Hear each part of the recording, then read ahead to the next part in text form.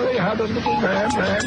The fault. We believe that all men are created equal. To the magnificent mosaic that is America. From radio beacon to radio beacon. I have a dream today. Change has come to America. Believe it. Knock, knock. Who's there? It's a figment of your imagination. Randi Rhodes Show. Turn up your mind. Everybody, all together now.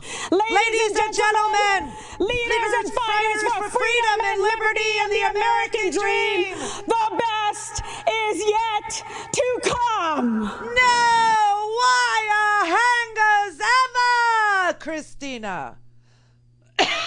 How did she even do that? Wow.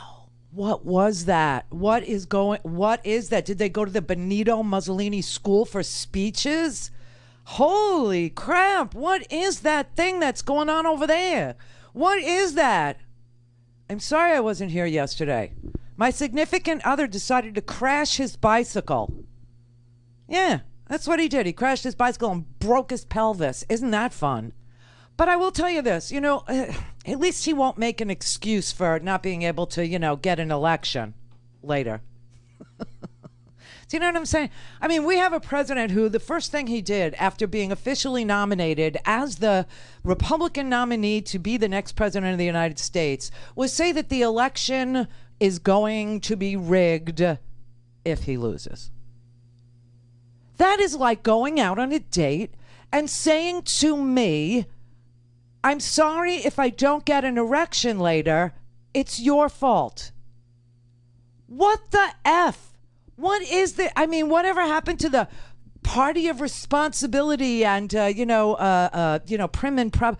Wow, this was an amazing effort at, I don't know what. It was completely... It was like, okay, morning in America, but they're spelling it wrong. It's not morning like good. Well, maybe it is. It's like morning like 4 a.m. and we're in a crack house with people who haven't slept in days. Oh my God. Wow. This couldn't have been any weirder if it was produced by David Lynch. And you know who's producing it? Some freaking apprentice producers, celebrity apprentice producers. And I know you saw their roll call. It looked like 50 hostage videos. It was amazing. At least ours, you got to say, America really is the beautiful. America really is stunning. They used more old, bald, white guys. It's like the Hair Club for Men infomercial, gone without the hair. Wow, I just, what is her deal? This was some lunatic fascist rant, and they all did it, okay? This is a peek inside their alternate universal hate universe. I mean, it's just bizarro world, what goes on in those heads of theirs. I mean, what is that? It's like, it's the kind of thing you would think is hilarious if you were safe from it.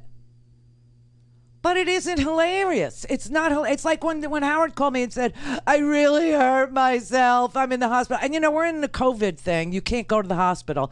So I don't really know what's happening to him. So don't stress me out today. Just don't freaking do it. I will go all Kimberly Guilfoyle on you. Hey, did you know she was married to Gavin Newsom? I did not know that. She was literally married to Gavin Newsom, who she railed about last night and said California has become some depository for heroin needles and riots and, what the hell? I just could not believe what I was seeing. And then Junior, crackhead much? What was that? That was like a scene out of, Losing Isaiah. That really was. That was like Halle Berry, playing a crackhead. It was very, very scary. It was, and like I said, if we were safe from it, it would have been a Saturday Night Live parody. You could have laughed your silly little butt. And God knows I needed to laugh because Howard is in the hospital and I can't see him. All I know is he's in ICU. He's in the trauma ICU. I mean, what is that? This is so bizarre. And Donald Trump is saying, I did great on COVID. You didn't do great on COVID. You can't go visit somebody in the hospital. You cannot go. I'm talking to doctors I never met, don't know their names because they're trauma doctors. Like, no one has a trauma doctor. You only need a trauma doctor when you're in trauma. You don't have a trauma doctor. So I don't know who these people are. I don't know what the hell. Oh, they're giving me another CAT scan. Oh, they're giving me another CAT scan. Oh, I'm having a CAT scan. Oh, I think my bladder's punctured. What do you mean you think? Holy crap, man. You know, and then I need a laugh. I'm going to watch it. It was, oh my God. And you know, it started off that way. It started off that way. In the beginning of the day, the first thing he does after he receives the nomination unanimously, oh, and you know, they're not going to have a platform. The Republican National Committee decided we're not going to have a platform. Our platform is whatever pops into Donald Trump's crazy head or his kids. Whatever pops into their head, that's what the platform is. And but anyway, he started off by saying, if I lose, then it's rigged. This is a man who's down in all the polls by double digits. And he's saying, even though he's down in the polls by double digits, if he doesn't win, then it was rigged. And if he does win, then what? The polls were, no wonder he doesn't want, testing. You know, if you test positive, he probably thinks you don't have the virus. I don't even understand what's going on in this country, but it was just so bizarre, this. They'll be sending them, they'll be dumping them in neighborhoods, there'll be people are going to be picking them up, they'll be bribing, they'll be paying off people to grab some. This is going to be one of the greatest scams, and it's common sense. This has nothing to do with politics. Who's mailing them? Mostly Democrat states and Democrat governors. Well, supposing they don't mail them to Republican neighborhoods. But here's the thing. What? So if they don't have any enthusiasm, so you'd say, are you going to vote? I'm not getting up to vote.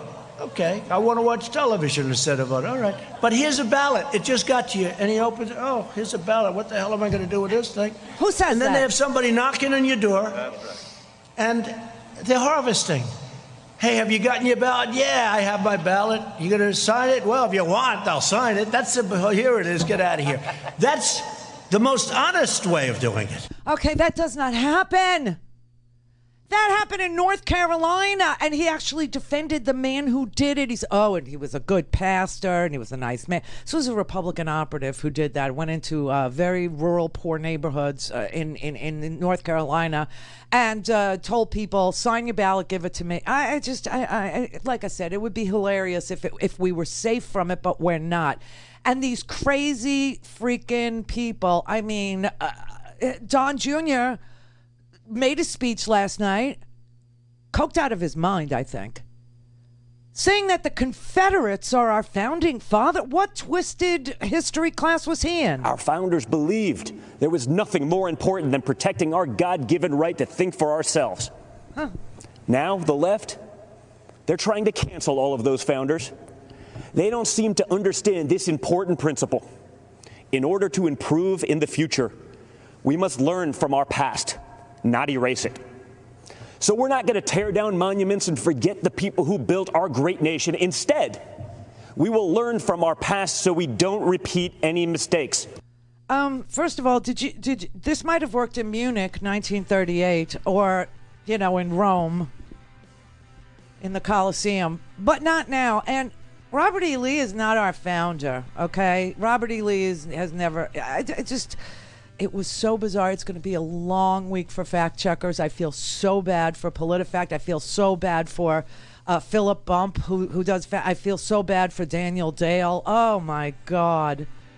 Oh, my God. When the entire premise of your convention is, I am not a racist, you're screwed. Does anybody know what last night's theme was supposed to be? Does anybody know? Can anybody tell me?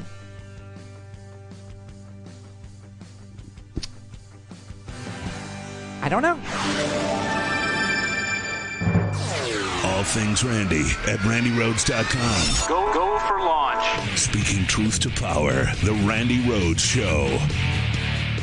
Trump was elected to protect our families from the vengeful mob that seeks to destroy our way of life. Look at what's happening in American cities. Yeah, let's Cities look. all run by Democrats. What? Crime, violence, and mob rule. Oh my The Woketopians will settle for Biden because they will make him an extra in a movie written, produced, and directed by others. They'll disarm you, empty the prisons, lock you in your home, and invite MS-13 to live next door. He delivered historic criminal justice reform. He ended once and for all the policy of incarceration of black people. Did he? Hey, Brett, Trump ended the incarceration of black people. That is insane. I have no problem with MS-13 living next door to me. I don't know what he's talking about personally. He lost my vote there. They live in a Quentin Tarantino flick. They really do. They live in a David Lynch movie. Their brains are so completely distorted. It is unbelievable. You have another black man who was shot, captured on video. It is the most sickening video since I think Philando Castile's was pretty grotesque. Laquan McDonald's, that was pretty ugly too. This man, Jacob Blake, honestly, this is a man with 3 babies in his car who was trying to be a good neighbor, breaking up a fight between 2 girls. There was a fight, and he went to break up the fight. And you can see him in this video, and he's quietly walking away, not in a rush, going to his car, wearing a T-shirt, and a pair of shorts. Obviously, nothing in his hands, nothing, going to check on the babies in the car. And freaking cops come up behind him, grab him by the T-shirt, and at least 2 officers were shooting in his back, 7 holes. And now he's paralyzed from the waist down in critical condition. And I'm sure no one can visit him in the hospital either. Oh, my God. And then people actually try to draw attention to this unbelievable, racist, pre-crime theory of policing. Oh, you're black. You're going to do something. I'm going to shoot you, before you can do anything. And they oh, my God. And so we react to it. And they quantify that as being, I don't know, we're in the Quentin Tarantino. We're the Hateful Eight, everybody. That's who we are. Oh my God. And like I said, I put fact checks into the homework today. If you go to randirhodes.com and click on the homework, you'll get all these fact checks. Warning. These fact checks are long reads. I mean long. Holy crap. Here's how the Washington Post, Glenn Kessler, he's their fact checker, along with Salvador Rizzo and Meg Kelly. You got Philip Bump. You've got Daniel Dale. I don't even know if you know these names because only 11% of America reads a freaking newspaper, but these are your fact checkers. These are the people that do it. They actually said the first night of the 2020 Republican National Convention was a fire hose of false or misleading claims. And then it goes on to document only 19, which is all they could fit into 16 pages. 19 false claims. Oh, my God. First of all, this man here that just said that Donald Trump ended the incarceration of black folks, he purports to be a Democrat. Yeah, this man here, he has voted for every Republican candidate there has ever been, number one. And number two, I think he's, I don't know if he's been indicted or is about to be indicted. But why is it everybody around Donald Trump is indicted or about to be indicted? And what is the deal with Matt Gaetz? This was a man who wore a gas mask on the floor of the House of Representatives during a pandemic to mock people who wore face masks to protect themselves and their families and their communities from a highly contagious disease called COVID. The president just issued another one of his infamous, emergency use authorizations for convalescent, as he calls it, plasma, P-L-O-S-M-A, plasma. He doesn't know what he's talking about. His FDA commissioner, Mr. Hahn, Dr. Hahn, was asked if he was politically pressured to do this. He didn't answer the question. Then he put in writing that it's got this really good result and blah, blah, blah. So they just fast-tracked it.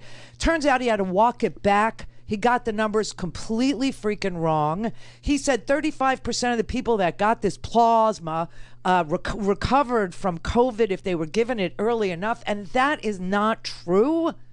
Besides, 70,000 Americans have already gotten convalescent plasma. It's just we don't have any scientific studies to show us whether or not it works. So I don't even know what they're talking about half the time over there. You know, it's just, and this convention is happening on the heels of a couple of other things that broke in the news just ahead of the start of this convention. And one of those things is that Trump's sister, his older sister, Marianne Trump, who was a federal judge for all these years, she's 83 now, she just retired. She was a federal judge appointed by Ronald Reagan, okay? And she is speaking out loud to Mary Trump, Donald Trump's brother, Fred Trump Jr.'s daughter, who wrote the book about what a fraudulent cheat, what a dishonest and horrible person Donald Trump is, so much so that he literally took health care away from Fred Trump Jr.'s children, one of whom had a chronic disease and needed health care. I mean, it's just a sick freaking story. But anyway, Marianne Trump is Donald Trump's older sister. And Mary Trump, when she was writing the book, apparently called Marianne to ask Marianne what she remembered, and Marianne was recorded.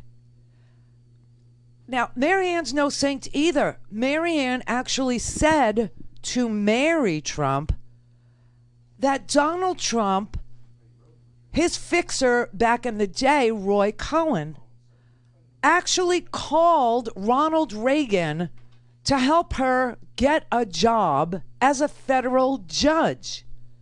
I mean, this is like an amazing clip. Listen. He once tried to take credit for me. Well, where would you be without me? I said, you say that one more time, I will level you. Jesus. Because in 1981, he had Roy Cohn call Reagan. It had to be a woman appointed to in New Jersey to a federal court because Reagan's running for re-election, and he was desperate for the female vote. Oh. I mean, I said, you had Cohn make one phone call, and I've done everything since then. Did you make Chief Justice Rehnquist appoint me the head criminal judge? No, he didn't. I said, you ever mention that one more time, any time, I will wipe you out, and I would. What a freaking family. Okay, he had Roy Cohn call Ronald Reagan one time, and he got me appointed a federal court judge in New Jersey because Ronald Reagan was desperate for the female vote. This is, and if you ever say that you helped me get that job ever again, I will level you, and I will. What kind of family is this? Call in, connect. To speak to Randi, call 561-270-3844. 561-270-3844. Here's a little more of Marianne Trump. But anyway, no, I mean, and Donald's out for Donald, period. When he started to say something to me, boy, look at what I've done for you. And I've said, you have done nothing. Deliberately. I have never asked him for a favor since 1981, when I was being highly considered to go in the federal court on my own merits. I never used the name Trump. It was never part of my makeup. Right. Until John and I got married, I had to make the transition. But long story being short, Reagan was the president, and can you ask Roy Cohn, to call Reagan, because they were like kissing buddies. Oh my God. The next day I had the nomination. I probably would have gotten it on the merits anyway. Reagan was running for re-election. He needed a woman. A woman, yeah. And I was top government prosecutor in the United States. Yeah. Oh, my God. He never did anything for me, except in 1981 when I asked him, could you have Roy Cohn call Ronald Reagan and get me a federal judgeship? What the? You know, this family, I tell you, you know, and the media is making her out to be like Saint Mary Ann. Can you imagine if she were your if she was your judge, and you now find out that she was given that judgeship because Roy Cohn, a thug who died alone and friendless and penniless, who was Donald Trump's fixer prior to Michael Cohen, oh my God, made a phone call to the President of the United States, and the President of the United States needed a woman in New Jersey because he was trolling for the women's vote, and so he appoints you a federal judge, and now you're on the phone saying, I never used my name. Your name was Mary Ann Trump. Well, I never used the Trump name. And she's lying, because then she goes, until, you know, I got married and then I had, well, now her name is Mary Ann Trump Barry, right? So prior to being Mary Ann Trump Barry, she was Mary Ann Trump. This is bizarro world, okay? And this is what, and she, you know, this is what she's saying about her brother. Tweet and the lying. Oh my God, I'm talking too freely, but you know, the change of stories, the lack of preparation, the lying, the holy. But he's appealing to the base. What they're doing with the kids at the border. I mean, they deserve each other, this family. There's no question of it. This man, Fred Trump, he must have been a son of a bitch. What he did to these people, and it's irreparable. It's irreparable. And now he's the bad one, because you know, now he takes credit for my federal judgeship, which all he did was have his fixer call the President of the United States, Ronald Reagan, and get and she's now saying, yeah, you know, he couldn't get into college, and he did pay somebody to take his entrance exams, and I know that because I even know the guy's name. I even remember his name. Well, he's always been this way. I mean, I guess. I mean, but he was a tough kid, right? He was a brat. Yeah, well, that's what I mean. I don't mean tough at all. They sent him off to a brat, or temper tantrums, whatever. I drove him around New York City to try to get him into college. He ended up in Fordham. I got him in somehow. Before I had any real Catholic roots. Right. What? But I mean, I didn't get him in, but I know he didn't get into college. And he went to Fordham for 1 year, and then he got into University of Pennsylvania. I guess he had somebody to take the exams. No way. And he had somebody take his entrance exams? SATs or whatever. Yeah. Oh, Jesus. That's what I believe. I even remember the name. Oh my God. Oh man. But then he, you know. I mean, not that I'm shocked. But now when you do, when he does stories, he never mentions Fordham. Of course not. Oh my God. No, he went to the Wharton School, which also isn't true. He didn't go. He went to the University of Pennsylvania. Went to University of Pennsylvania. And took a couple of classes, I guess, at Wharton. Oh, that's insane. But that's him. So, and he, you know, I did his homework for him. I mean, oh, I did his homework for him. He paid somebody to take his entrance exam. He never tells anybody he went to Fordham in the Bronx. He never tells anybody that was the only school, and somehow they got him in that. And then somebody took his entrance exams for him to get him into the University of Pennsylvania, undergraduate. Okay, this is not the Wharton School of Business, and he misrepresents that he went to the Wharton School of Business, and they're saying he took a couple of classes at Wharton, but he was just at the University of Pennsylvania, which is a great college, but he couldn't get in there on his own. He had to cheat to get in there. He had to cheat. Now, she actually names the guy, his name is Joe Shapiro, and I told you, everybody was looking for Joe Shapiro. Turns out Joe Shapiro is dead. And I guess we're lucky, because Donald Trump might pay Joe Shapiro to run the country. I don't know. Or the post office. See, this is all going on while they're screaming, in this Mussolini, Franco sort of Evita balcony, scenes from an empty freaking Mellon Hall in Washington, D.C. This is all going on. His sister is admitting that Roy Cohn was called to get her a federal judgeship, that she did Donald Trump's homework for him. Somebody else took his entrance exams to get him into the University of Pennsylvania. He never went to the Wharton School of Business. She also says he's phony and he's cruel. Well, which is it? Is he phony or is he cruel? Because the cruelty, I don't think, is phony, Marianne. I think that's pretty real. Okay, so all that's going on at the same time that this convention is, and Louis DeJoy testifies, and he gets caught not even knowing what a postcard costs to send through the mail. He has absolutely no awareness of the agency that he has been tasked to run by virtue of him being a donor. You have black people who went to this convention last night to testify for Donald Trump who are under indictment or about to be under indictment.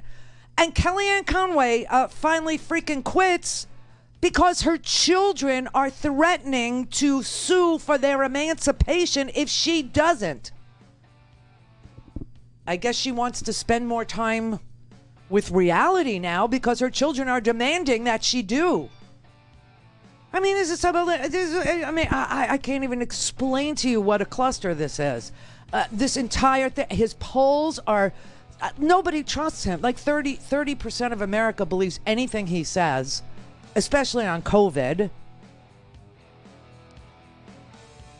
And all this is going on while they're standing on stages writing scripts out of some dystopian, freaking Brave New World, Orwellian, Tarantino fantasy movie plot. Damn.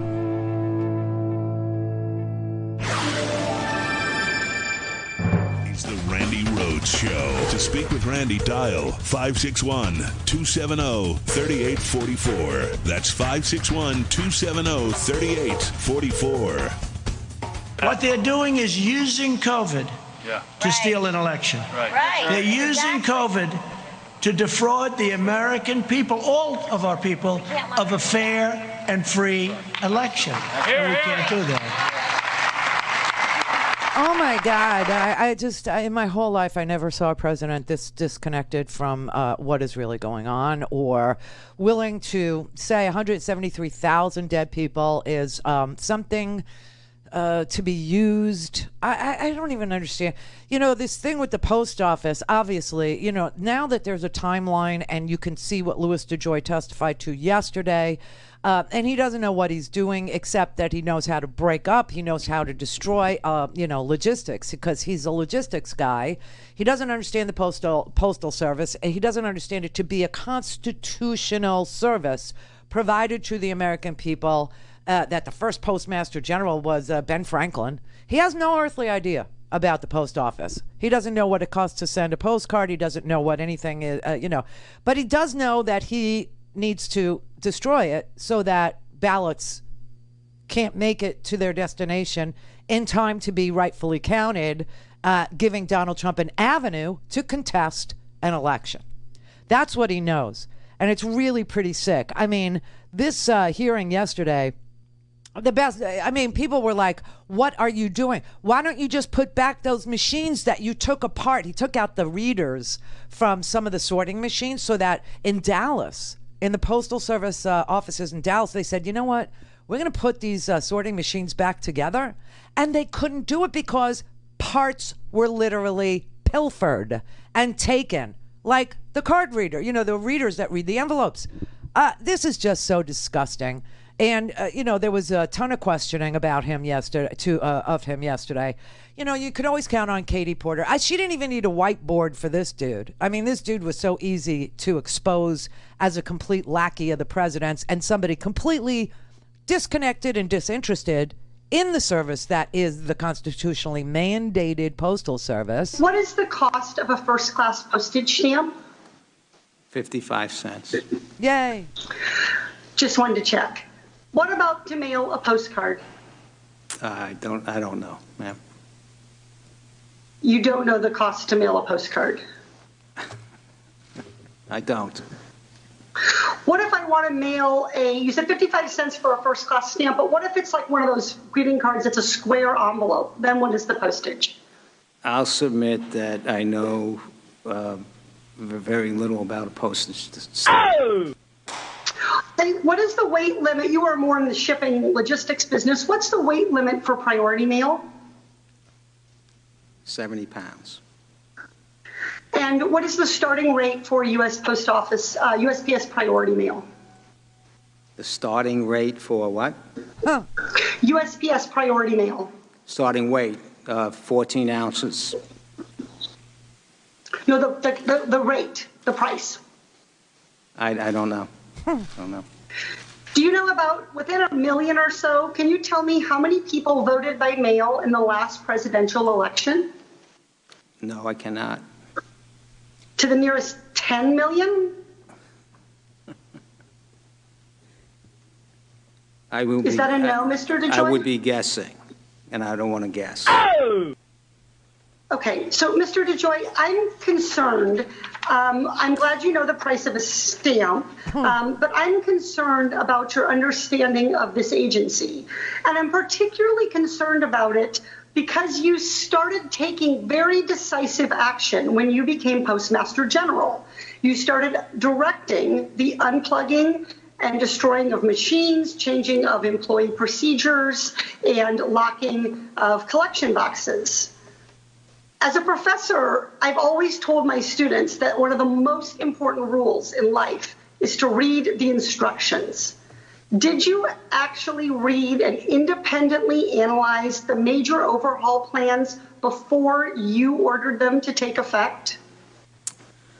Again, I will repeat that I did not order major overhaul plans. The items you identify were not directed by me. I did, and we don't need much analysis to run your trucks to a schedule. Reclaiming my time, Mr. Joy, could you please tell me who did order these changes if U.S. Postmaster General did not? Because these changes have resulted in, and you have said yourself in this hearing. The Postal Service has been around for 250 years. There are plans. There are many, many executives, almost 30,000 executives within the organization. And there are plans that existed prior to my arrival that were implemented. Mr. DeJoy, if you did not order these actions to be taken, please tell the committee the name of who did. I do not know. Oh! He doesn't know. He doesn't know who ordered the dismantling of sorting machines, who told trucks not to wait around for a couple of hours until every piece of mail was loaded so that they wouldn't miss a day in the mail, who told them overtime would be done away with, who cut schedules from 6 days a week to 5 days a week, who actually caused the marked decline in service performance. He doesn't know, but it wasn't him. This did not start when COVID started, okay? The decline in the days it takes for a piece of mail to get to you did not happen during March or April or May. And that was the beginning of the pandemic. And this is what he wants you to believe, is that there were no changes made by him. It was the COVID pandemic that slowed things down, except these declines did not happen. They were not happening in April or March or May. This happened beginning in July when Mr. Louis DeJoy became the Postmaster General after giving millions of dollars and being the inaugural committee chairman for Donald Trump. July 11th, about a month after Louis DeJoy took control, priority mail had been delivered on time 90% of the time. When Louis DeJoy came on, 80% of the time. And it has been slowing ever since. Priority mail declined 8%. First class mail service fell 8%. Marketing mail 8.5%. And newspapers and magazines almost 10% reduction from normal delivery. From normal delivery. I didn't do it. Well, then who did? I don't know. Are you freaking kidding me? No one knows nothing. I know nothing. He doesn't know. He doesn't know. He knows nothing. And this one over here, I never met him. And he only did a little bit of work for me. And he worked for me for a short period of time.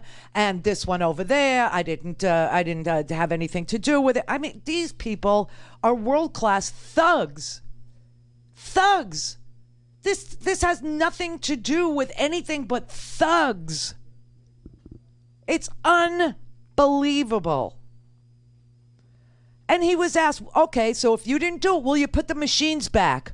Will you tell your workers and the American public right now that USPS employees can plug in disconnected machines? I'm unaware of the directive that you're speaking about. Well, it's an internal communication from the USPS. So you will then allow them to plug in machines to be able to do their job. I'm not going to agree to something I'm unaware of or the memo that you speak. But you know how absolutely insane this is. This is like telling Jamba Juice they can't plug in the blenders to do their job. Well, there must be a reason. I didn't do it, but the organization has. But you're the head of the unit. You're the head of the business. The buck stops with you. The buck on what machine gets plugged in? That's an outrageous statement. The fact that you're down over 10% nationally in service has nothing to metrics. do with a plugged-in machine anywhere. Oh, my God. Oh, my God. Okay. And then Stephen Lynch asked him the same thing. My last question is this. Thank you, What sir. the heck are you doing? What the heck are you doing? The gentleman's time has expired. Thank you, sir. The gentleman's time has expired. The gentleman First of may all, answer. I would like to agree with you on the heroic efforts of our 650,000 employees across the nation, and the history of the Postal Service for their the 250-year history of serving the American public. And I'm very not. You will to lead the organization. The rest of your accusations are actually. Will you put the high-speed machines No, back? I will not. Will you put the high-speed machine? No. No, I won't. They're very heroic. No, I won't. What the F? What, how much are you going to let them take from you? I mean, honestly, this is so in everybody's face dishonest.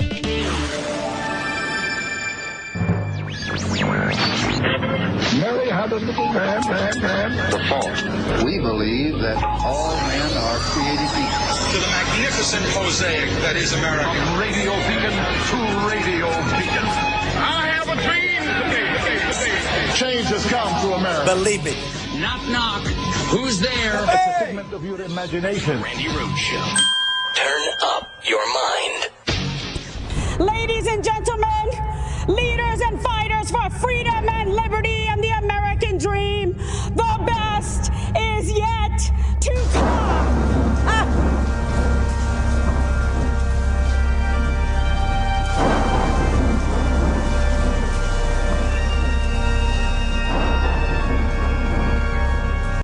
Oh, for God's sake. I think that's the Lincoln Project's new ad.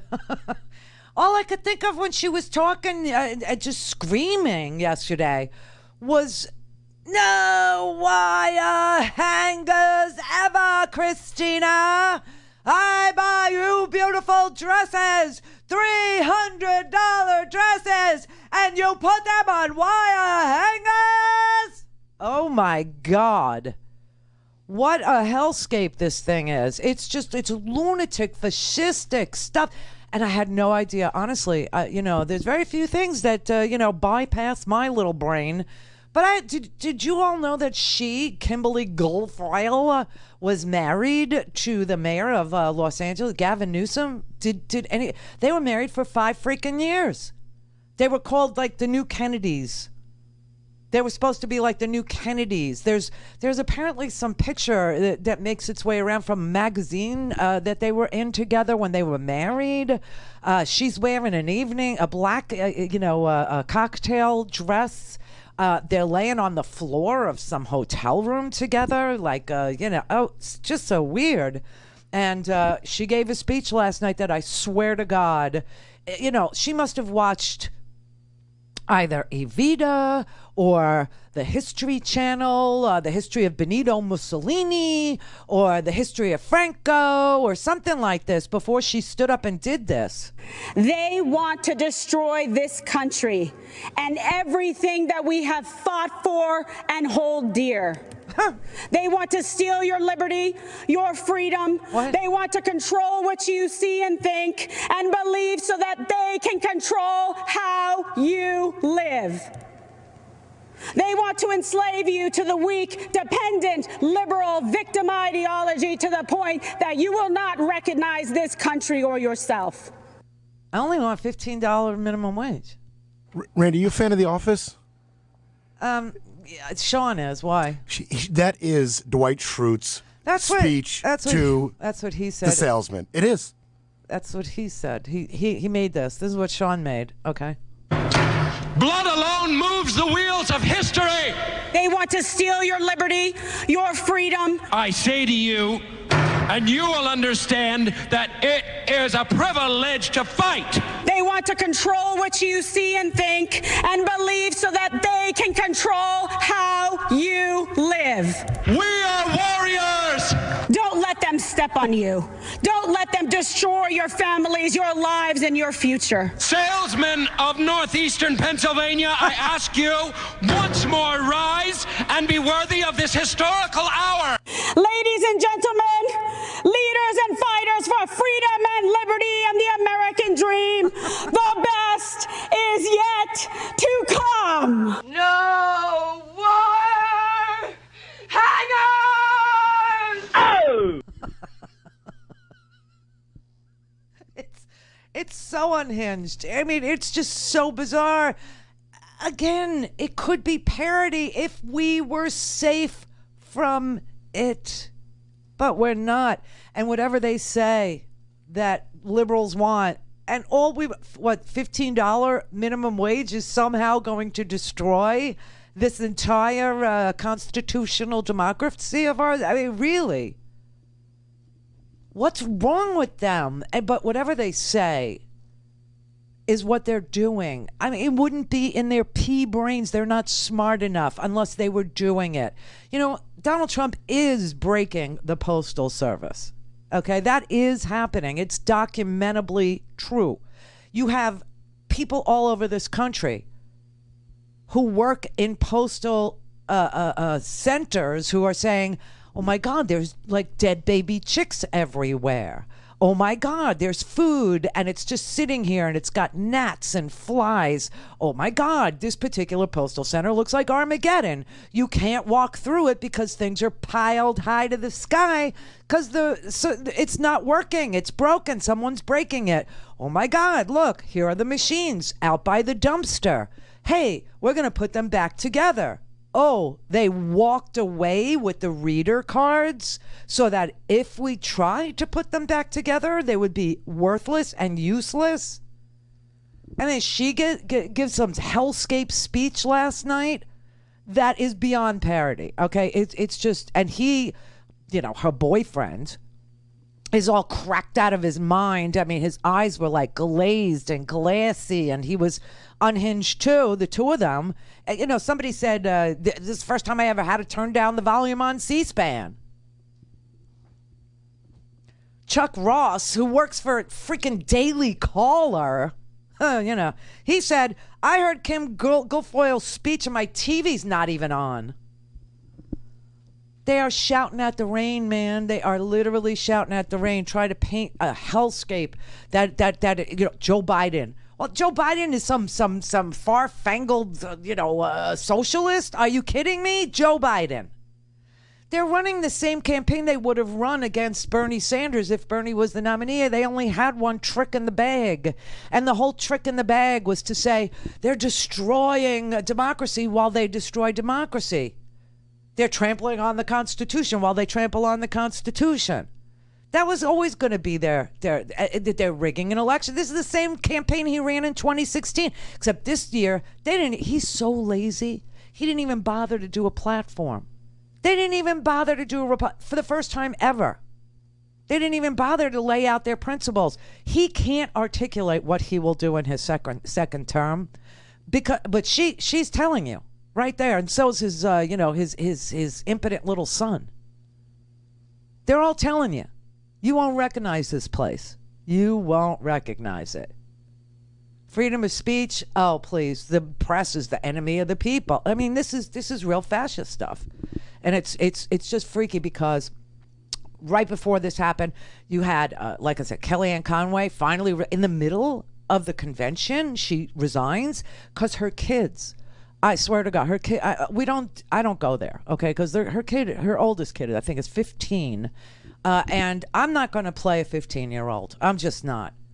But her 15-year-old is all over TikTok and Instagram threatening to file for emancipation if their mother, there's two girls, if their mother doesn't quit working for Trump. And their father, George Conway, who works for the Lincoln Project, just put out a video where he's literally crying, literally breaking down in tears. Recounted because his mother was a Filipino descent. His father, he says he was Scottish Irish, or they don't really know, like a typical mutt. Like most of us, we don't know exactly. But anyway, he's telling his story, and he's trying to tell you, and he does tell you, that Donald Trump is a racist. Don't think he's not. Apparently, Kellyanne Conway's kids know it too, and they're sick of it. They're sick of it, and they want to be emancipated so she's not their mother anymore unless she quits. And then you have his own sister admit that Donald Trump called his fixer, Roy Cohn, who is one of the most disgusting, slimy, hated people on this planet. He was Joe McCarthy's Joe McCarthy, the senator from Wisconsin, who went on this this commie hunting thing that turned out to be a complete and utter scam to scare the American people, but he destroyed so many lives along the way. That's who Roy Cohn is. And Donald Trump hires Roy Cohn to be his fixer and has Roy Cohn called Ronald Reagan in 1981 to get his sister on a federal court in New Jersey. What kind of people are these? I mean, honestly. ClearRoads.com. Go for launch. Speaking truth to power, the Randi Rhodes Show. You remember the Karen and the Kevin in St. Louis at their mansion that pulled weapons on protesters who were trying to walk to, I guess, the mayor's house, and they walked in front of the McCloskeys' house, and the McCloskeys got so scared of the black people that they literally ran outside with weapons in hand. They were featured speakers last night at the Hey, We're Not Racist convention. What you saw happen to us could just as easily happen to any of you who are watching from quiet neighborhoods around our country. And that's what we want to speak to you about tonight. Oh, my God. That's exactly right. Whether it's the defunding of police, ending cash bail so criminals can be released back out on the streets the same day to riot again, or encouraging anarchy and chaos on our streets. It seems as if the Democrats no longer view the government's job as protecting honest citizens from criminals, but rather protecting criminals from honest citizens. Not a single person in the out-of-control mob you saw at our house was charged with a crime. But you know who was? You. We were. Yeah.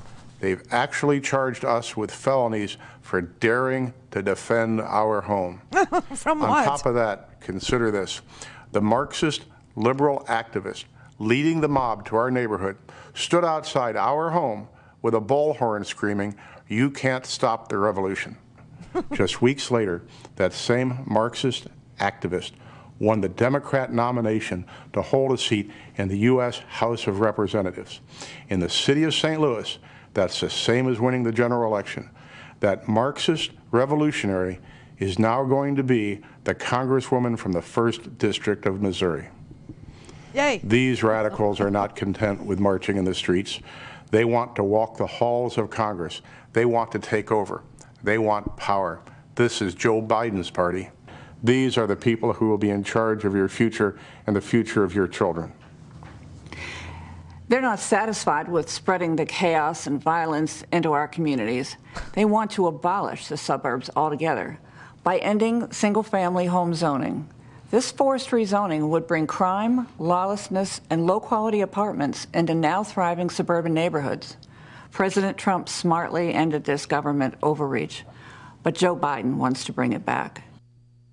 They're talking about the fair housing rule, which has been in place since 1968.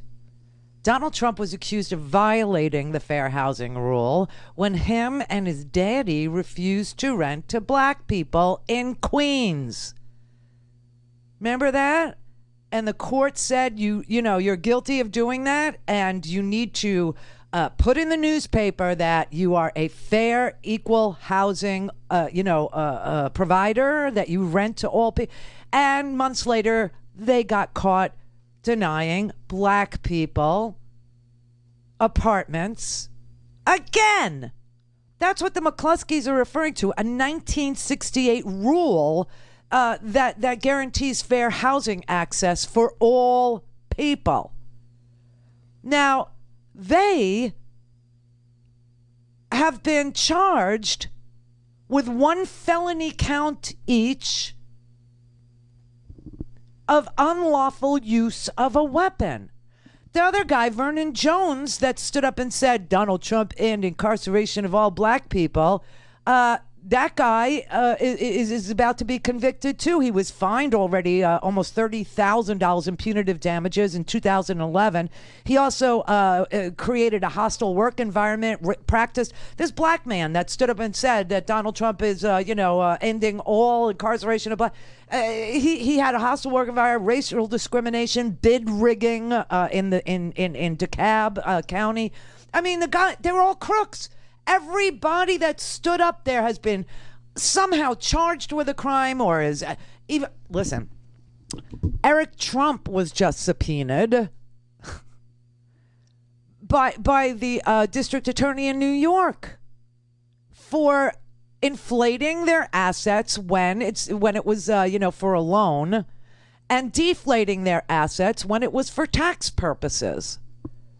And Letitia James, the DA in New York, she's investigating this and just subpoenaed Eric Trump to give a deposition. I mean, every one of them. And even his sister, who's on the tape, saying how cruel and how stupid and what a cheater he is. She cheated too. Oh my God. This is just so, these are the policies coming to a quiet neighborhood near you. I mean, you've got people standing there saying, we are not racist. He's not a racist. Donald Trump is not a racist. And then he puts 2 racists on the TV to swear to the fact that he's not a racist, but they're coming to a quiet neighborhood near you. The blacks are. Oh my God. It's like I'm going to stroke out watching this thing.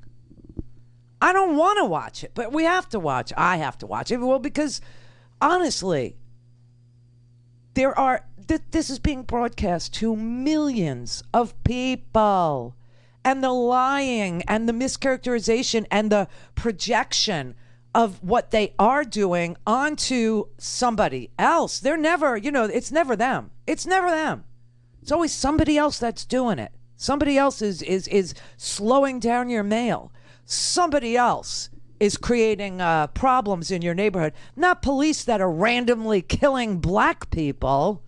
That's not the problem. The problem is the reaction of decent people to the random killing of black people.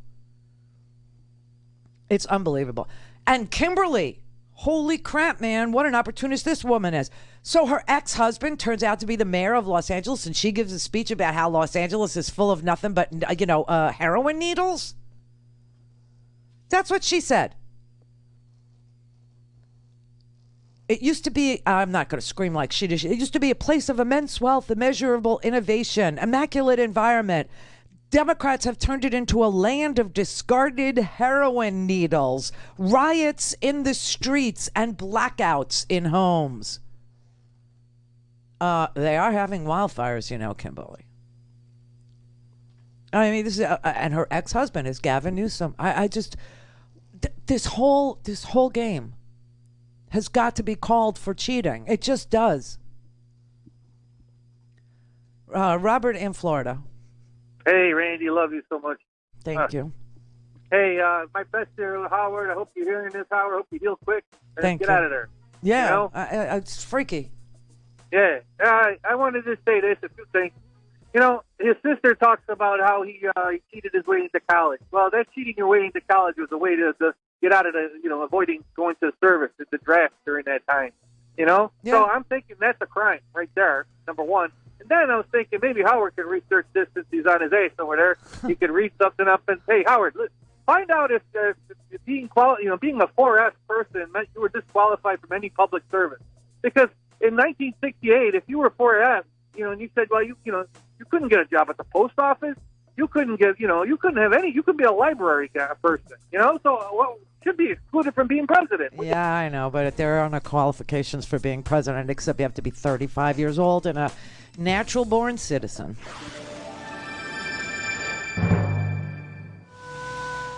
Call in, connect. To speak to Randy, call 561-270-3844. 561-270-3844. Yes, Governor Newsom. Sorry, I said mayor. I meant Governor Newsom. I do know Gil Garcetti and Gavin Newsom are two different people. Yes, I know. Sorry. Here's Marianne Trump once again. Apparently Donald calls her and says, "You watching Fox News?" Fox News? He called and he said, "Did you watch Fox News?" I said, "No." "Why not?" I said, "I don't watch much television at all." Pause. "What do you do?" "I read." Pause. "What do you read?" "Books."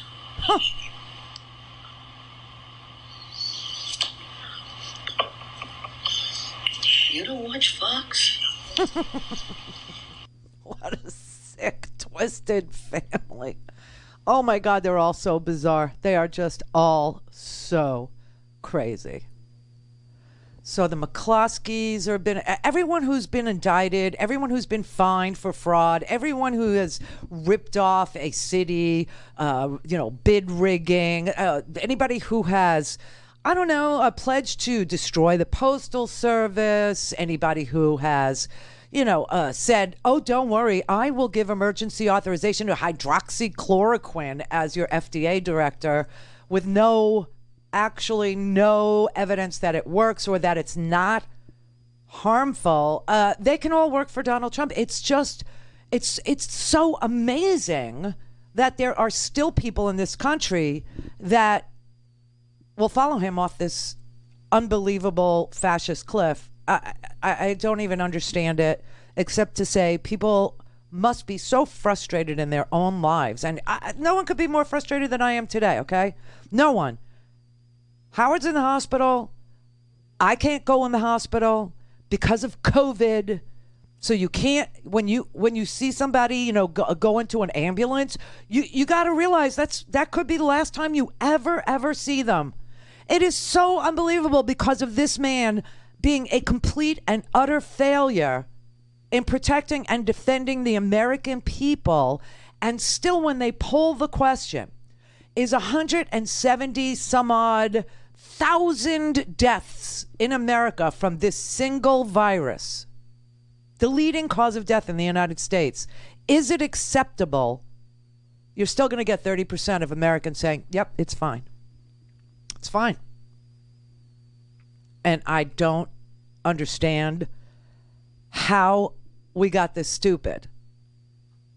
I don't understand how we got this propagandized. I don't understand how people stopped reading a newspaper or started watching like Looney Tunes TV thinking it was somehow real, watching Jeanine Pirro and thinking she was somehow worthy of their time or respect as she lies, watching all of these con men get convicted and or pleading guilty to lying to the FBI, various crimes against the country, Paul Manafort, tax fraud, tax cheats, all of it.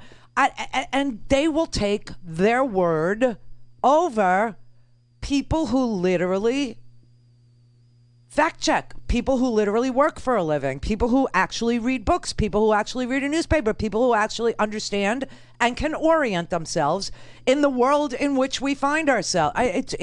It's mind-blowing, just mind-blowing. All right, Steve Schmidt, he put it in only the way that Steve Schmidt, Steve Schmidt, him and Nicole Wallace, they ran John McCain's campaign. They were down with the pick of Sarah Palin. They never bothered to tell America that she was back crap also and dumb as a rock. Why? Because she gave a good speech at the Republican National Convention. You know what the difference between a pit bull and a hockey mom is? Lipstick. Oh, the whole country swooned. But now he's sorry. I just thought it was ludicrous, Brian. It completely detached from reality, really at a fundamental level. We saw with the McCloskeys, the race baiting and the fear tactics, the absurd notion that Joe Biden is going to end suburban America. We saw the snake oil sales pitches on hydrochloroquine and other remedies that have no effect in fighting coronavirus. And we heard about this America that existed in the Barack Obama administration that bears no resemblance to reality. I mean, the reality is that the country's in a profound crisis. 172,000 Americans are dead. We have more unemployed people on this day in August than we do on any day in August in America's long history. We have a president of the United States who's completely out of his depth, profoundly incompetent, who's wrecked the country. We've never had a moment where this country has been weaker in the post-World War II era. The president of the United States is an international laughingstock. We actually have video of that, where we can see the leaders of the Western democracies literally laughing about Donald Trump behind his back. His foreign policy has been a profound failure. He has emboldened the Chinese. He has emboldened the Russians. He's given moral succor to the tyrants and dictators all over the world, refused to defend American ideals and ideas across the world. So, again, it was just a convention today that was totally detached from the reality of what's going on in this country. The schools are opening in chaos. The ones that are opening will likely soon be closed. There's not going to be college football. No American life and the rituals of American life as we get ready to enter the fall. They're all over. It's done. Oh, my God. And you have to remember, Donald Trump started his 2016 campaign, not just with birtherism, which I think we all remember, but saying the American dream was dead, and then proceeded to kill it. You know, when Barack Obama was president, I don't know why people don't remember that we had 94 straight months of job creation and an expanding economy. Donald Trump keeps telling you he inherited empty cabinets and there was no there, and that, we were somehow off the cliff in an economic way. The United States added 250,000 jobs every month in 2014. 227,000 jobs a month, all through 2015. And Donald Trump was barnstorming the country in 2016, saying we were having some economic crisis. Donald Trump's first year in office, we only created 179,000 jobs per month. That is a slowdown. See, 179 is less than 250. See what I mean?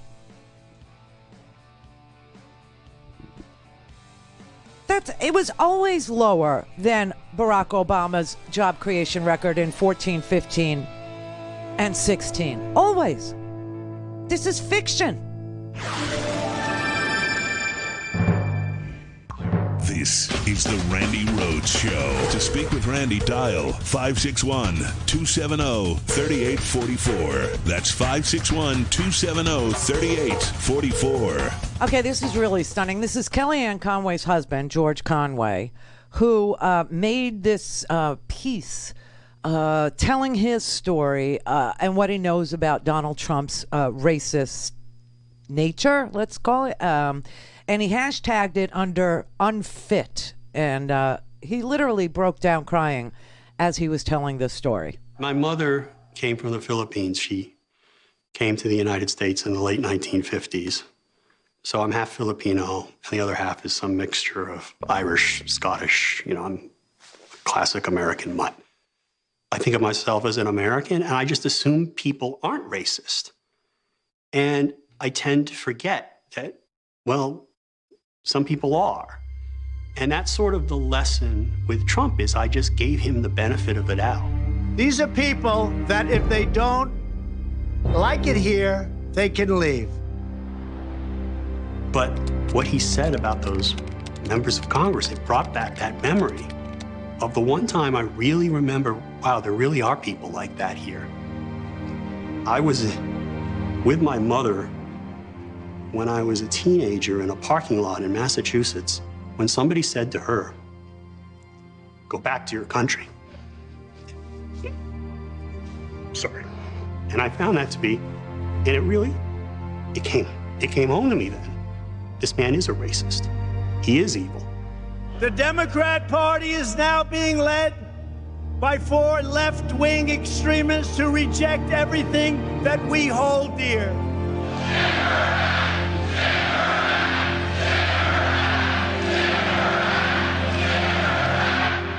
He's a racist, beyond any question. Wow. All right, so here's an example. This is Donald Trump after he got the nomination. And his acceptance speech was nothing but an accusation that Democrats were trying to steal the election. What I want you to listen for in this clip is when he mentions Barack Obama, someone in his audience yells out, "Monkey." And Donald Trump reacts to it, but not by saying, hey, that's, what did you do? That's wrong. No, he said, "Only in North Carolina. Let's try to be nice. Only in North Carolina."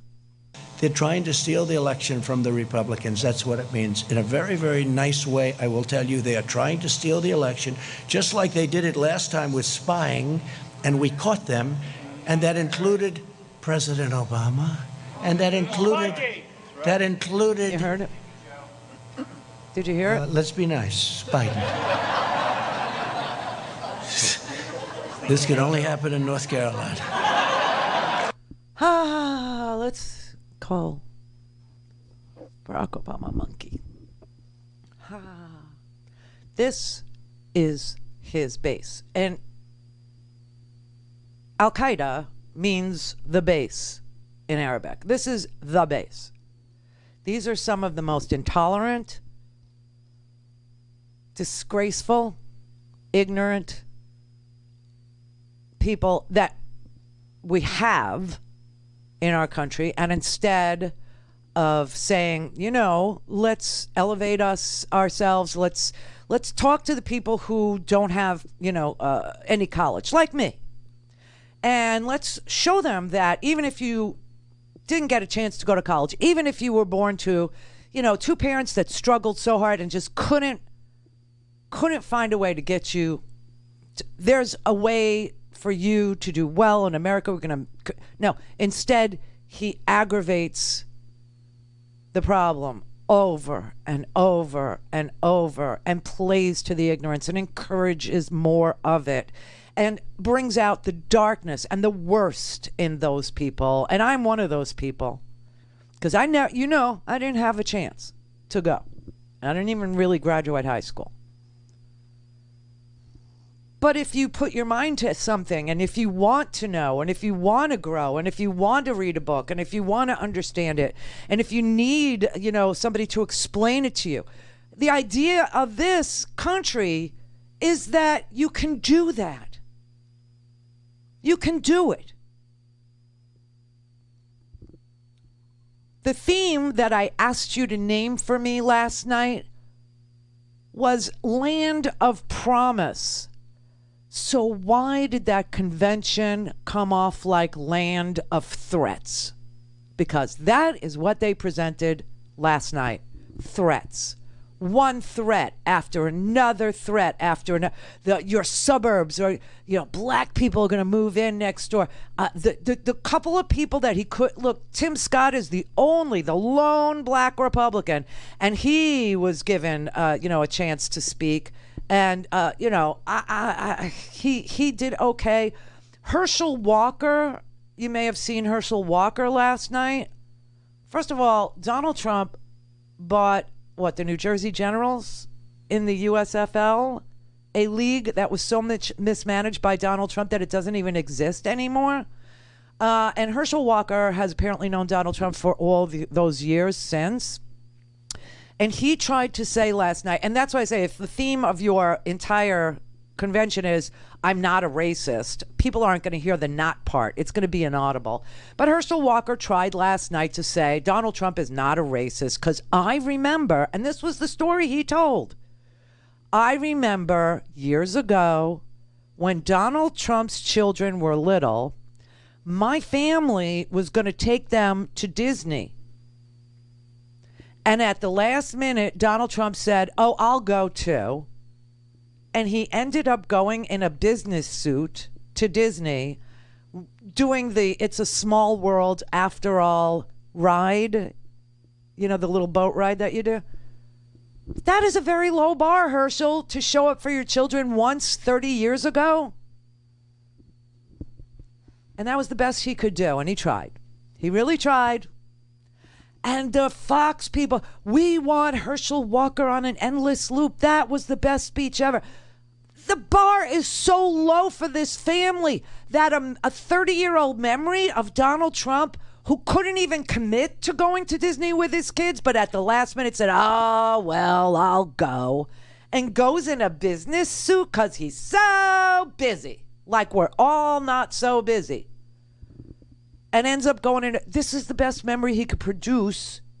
And that was supposed to show us that Donald Trump isn't racist because he has a black friend whose life he pretty much destroyed by mismanaging a football league so badly that it doesn't exist anymore. It's bad. Richard in Michigan. Hi, Randy. Hi. I was going to let you know that when the Donald called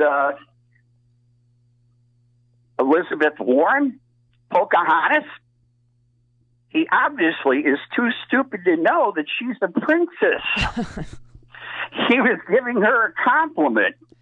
Yeah, and at any rate, yeah. I mean, listen, I was watching the convention yesterday, and I was watching to what used to be NPR network, and they were fact checking him. And he said that the United States has the highest number of tests for the COVID disease. And they checked it out. We're fifth behind England. And another thing is that Donald Trump's father was a member of the Klan. Yeah, he was a member of the Klan. But you know what? Wait a minute. So why don't we call him, not my president, Klansman, Donald J. T. Rump? Okay, great. His father was. He's not. So he's just a plain old garden variety racist is what he is. And him and his dad, you know, I mean, look, their record on the Fair Housing Act, they wouldn't do it. They wouldn't rent to black people. There are women out there that still tell their stories about how they went to ask for an apartment and they said, we don't have anything. And then they would send a white woman and say, go in there and ask if there's an apartment. Oh, yeah, we have an apartment, you know. But here's the key number, okay? 10.2. What is that? That is the unemployment rate in this here country today. What's another number? 2.3. What's that number? That was the best gross domestic product he had before this whole thing crashed in on us, and now we're in negative territory. Like, really bad. Like, we lost a third of our economy to this mismanagement of this COVID. But he kept saying tax cuts will get to 4% growth. 4% growth will be the best ever, best ever. We're in negative territory, people. This whole situation, and it's been going on for almost 8 months now. 8 months. Mary had a little lamb. The fault. We believe that all men are created equal. To the magnificent mosaic that is America. From radio beacon to radio beacon. I have a dream today. Change has come to America. Believe me. Knock, knock. Who's there? It's a figment of your imagination. Randi Rhodes Show. Turn up your mind. I'm a U.S. Navy veteran. Mother of 7, a grandmother of 13, a lifelong Republican. I am a gay 26-year-old woman. I'm an evangelical Christian with a lifetime NRA membership and a tired homeschool mom. A Republican for 42 years. I served 26 years in the Navy SEAL teams, and I am proud to vote for Joe Biden. I'm voting for Biden. I'm voting for Biden. I am voting for Joe Biden. We're two old white people who live in the South. And we are going to be voting for Joe Biden. I'm a disheveled Texas mom. We deserve a commander-in-chief that will protect our troops. I'll make time to get to the polls and vote for Joe Biden. We can't vote yet, but if we could, we vote for Biden. My life matters. I want to see a president who believes that. Bring back basic human decency. I'm voting for Joe Biden. I'm voting for Joe Biden. I'm voting for Joe Biden. I'm voting for Joe Biden. You say Joe. Joe.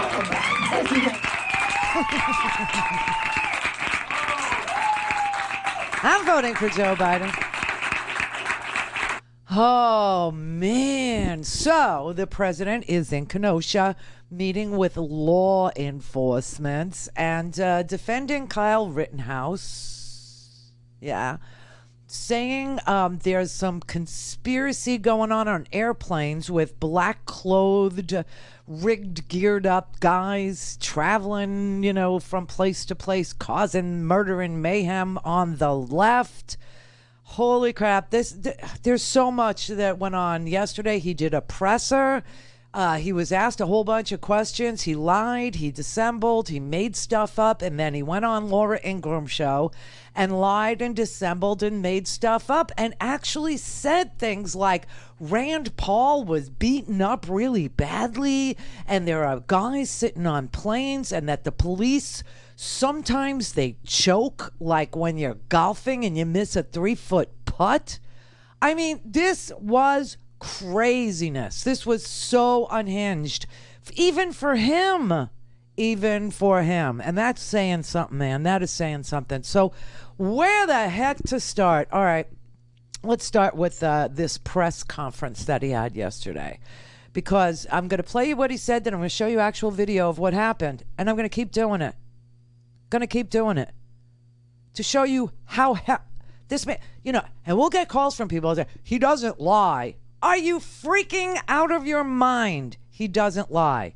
He lies and lies and lies. Question on coronavirus, but first, you were just criticizing Joe Biden, saying he didn't mention the far left or Antifa during his speech today. You said you wanted to talk about left-wing political violence. Yeah. But I noticed you did not mention that your supporters were also in Portland this weekend firing paintball guns at people, some form of pepper spray.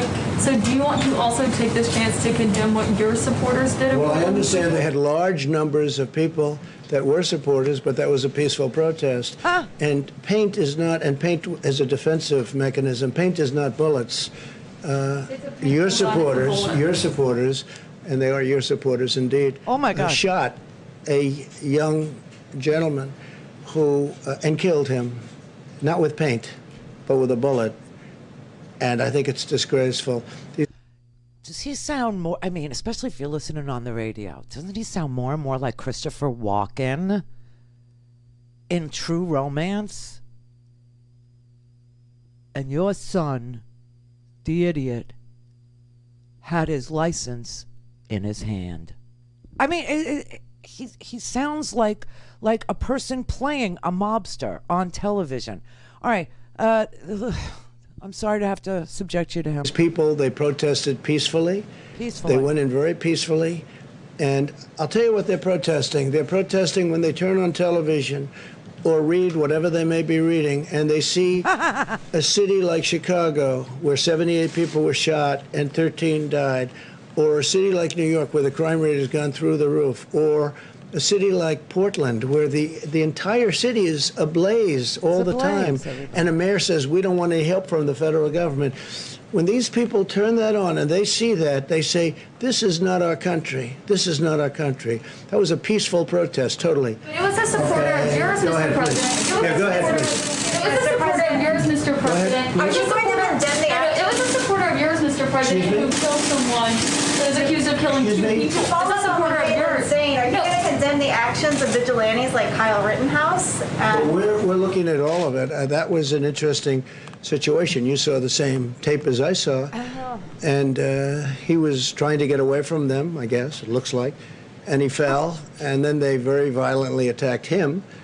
And it was something that we're looking at right now, and it's under investigation. But I guess he was in very big trouble. He would have been. He probably would have been killed. But it's under investigation. Do you think private citizens should be taking guns? I'd like to see law enforcement take care of everything.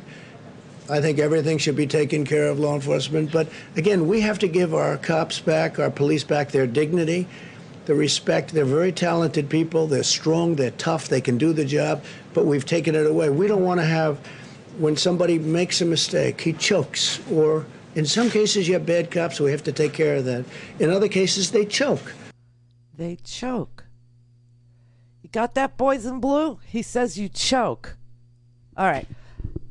Kyle Rittenhouse fell running away from people who were chasing him after he killed somebody. And he's defending this. A 17-year-old boy gets in his car with an AR-15, drives over state lines, thinking something good is going to happen. Right? Right? Who does that?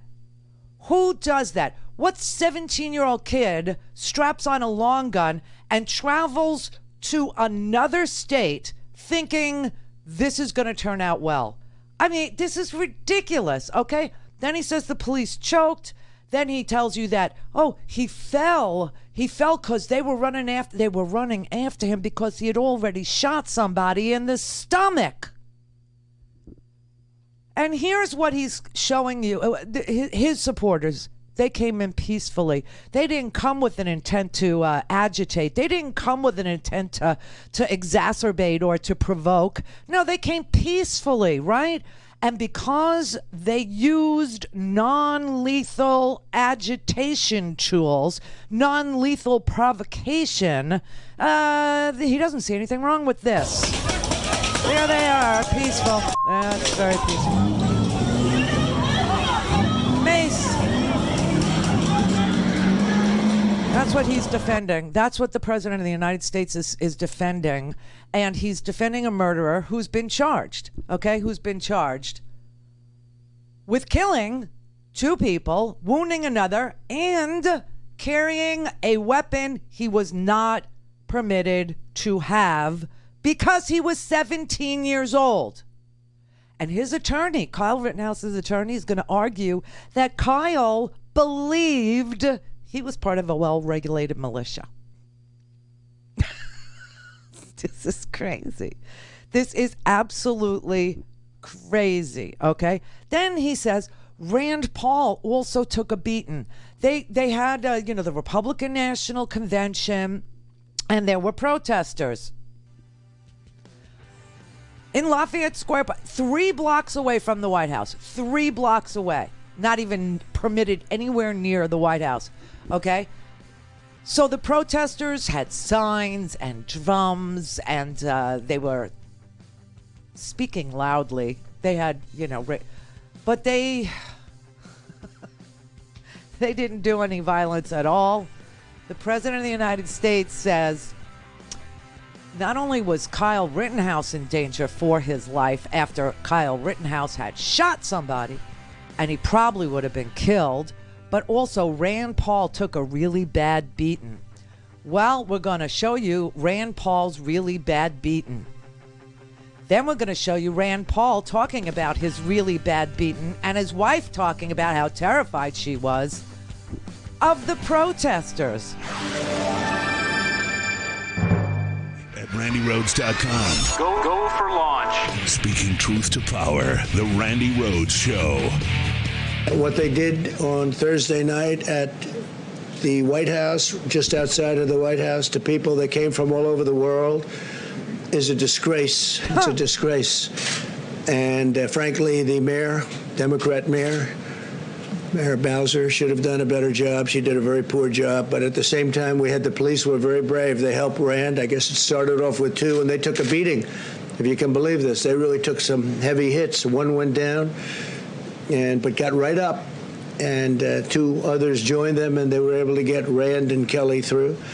But it was a terrible, terrible thing to witness. But other people went through similar, not to the extent in terms of taping. We don't have the tapes as strong, but some people went through, from what I heard, as bad or worse. Okay, here's the videotape of Rand Paul going down, okay? Going down.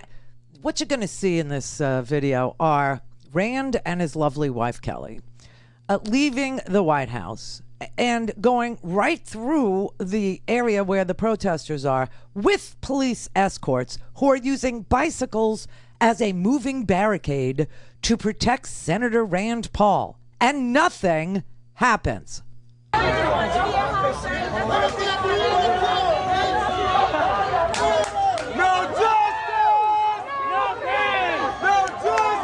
Oh, scary.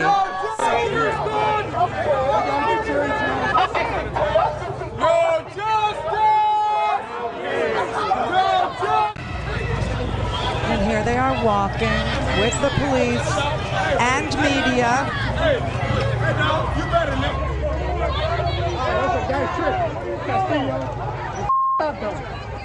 Here's other people leaving.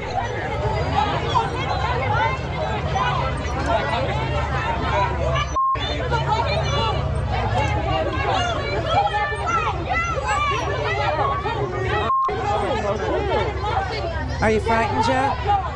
Are you scared? Why are you walking in the middle? Are you with him? His name is Government Jones. The only thing scary is the 6-inch heels. They have a lot of cobblestone in Washington. I've walked their streets in those kind of heels. It's scary. Nothing happened. Rand Paul took a big beating. He took a beating. And he went down, but he got right back up. The beating he's talking about probably was his neighbor. Rand Paul's neighbor beat the crap out of him. What is this president talking about? He just makes crap up. And here's Kelly Paul on Fox News. I was terrified. I'll start with you, Mrs. Paul. You wrote, I thought, a very affecting piece in the Washington Examiner today about what you experienced last night. Can you tell us what it was like to be in the middle of the threats and the screaming? It was absolutely terrifying. I have never experienced anything like that in my life. I hope no one else ever has to.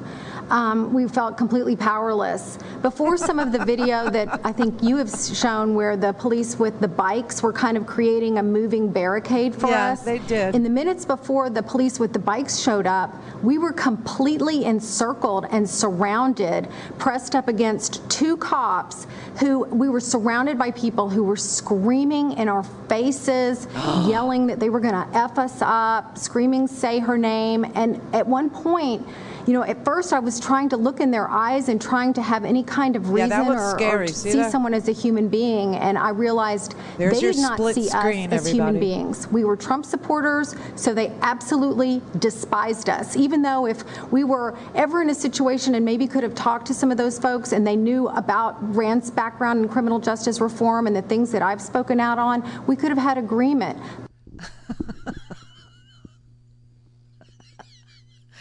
Oh, she's such a lilting, lily-livered little Southern belle. Oh, my God. Heavens to Murgatroyd. People actually were on the street, the same side of the street that we were on. It was terrifying. Why don't they cross the street when they see us? I never felt so powerless in my whole life, walking out there surrounded by police officers helping us and media people. Oh, it was terrifying. I mean, they just make crap up.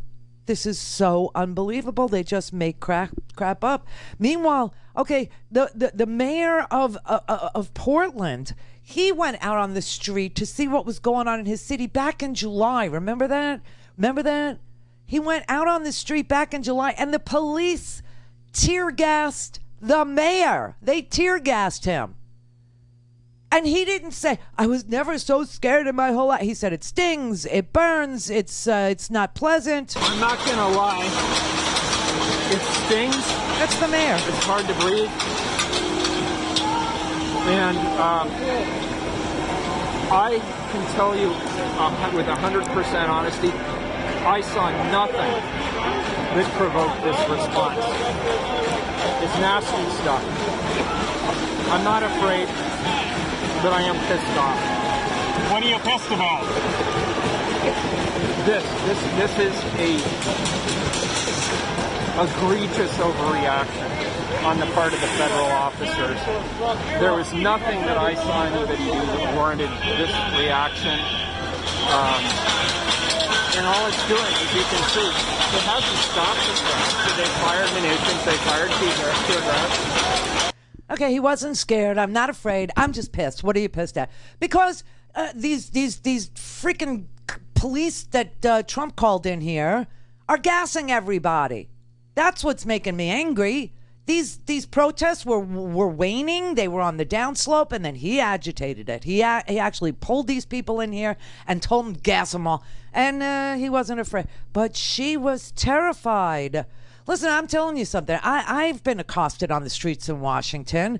I remember, what was it? I went to some sort of an evening to, I guess it was for Barack Obama, and Valerie Jarrett was the speaker. Barack Obama spoke. Lady Gaga was the entertainment. And when I came out, Code Pink, you know Code Pink, right? They got in my face because they knew, they know who I am because they stayed in my house in Florida. Medea Benjamin, and I won't even mention the other one's name, anti-war protesters, I gave them my house to stay in when they were here in Florida, and I was living in New York, and I said, go ahead, stay at my house. They trashed my house. I mean, broke the garage door, beds were broken. It was pretty wild. Anyway, they accosted me coming out of this. How could you go and support Barack Obama? He hasn't pulled the tree. He didn't close Gitmo, and he did. And they scream at you and they yell at you, and you just take it. You just stand there and you have an answer, or you don't, and you keep on going, or you stop and you have a conversation. Why are you so terrified? What was so terrifying about those? Oh, they were black. Oh, I get it. Oh my God, they are so tender, these little Southern belles and their little curly-haired husbands. Boy, they sure can dish it out, can't they? But they can't take anything. Oh, They were yelling at us, and I just know that they would have killed us. Get over it. Call in, connect. To speak to Randi, call 561-270-3844. 561-270-3844. Even his strange speech today that he made in Pittsburgh, he didn't mention the fact, and he didn't mention the far left. He didn't mention the far left, or for what I saw, I don't believe he mentioned the word Antifa. Antifa is a criminal organization. What? And he didn't mention Antifa thugs, but mostly seemed to blame the police and law enforcement. He went on point after point after point. He even talked about those on the right, but he didn't talk about those on the left, and those on the left are the problem, and Antifa is the problem. The rioters and Joe Biden have a side. They're both on the side of the radical left, and that is so obvious. And until that neutralizes, you're never going to have safe areas in those Democrat-run areas. For months, Joe Biden has given moral aid and comfort to the vandals, repeating the monstrous lie that these were peaceful protests. They're not peaceful protests. That's anarchy. That's you look at the agitators, you look at the looters, you look at the rioters. That's not a peaceful protest. AR-15s in the Capitol in Lansing, okay? AR-15s on the streets in Portland, all in the AR-15s on the streets of Kenosha, all in the hands of the 3%ers, Patriot Prayer, Joey Gibson. Joey Gibson is a felon, okay? He pled guilty to felony riot charges, okay? These are instigators. These are violent people. And he's on the side of the violent people. Know why? Know why? Because he fomented so much hatred, he can't pull it back now. They'll go after him. By the way, this is what Biden said about the police. I've worked with police in this country for many years. I know most cops are good, decent people. I know how they risk their lives every time they put that shield on and go out the door. And I'm confident I can bring the police to the table as well. I'd make sure every mayor and governor had the support they needed from the federal government, but I wouldn't be looking to use the United States military against our own people. Oh, thank you. If I were president, my language would be less divisive.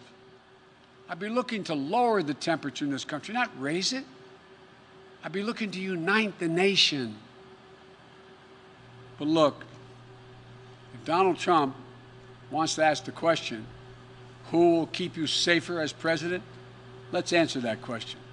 First, some simple facts. When I was vice president, violent crime fell 15% in this country.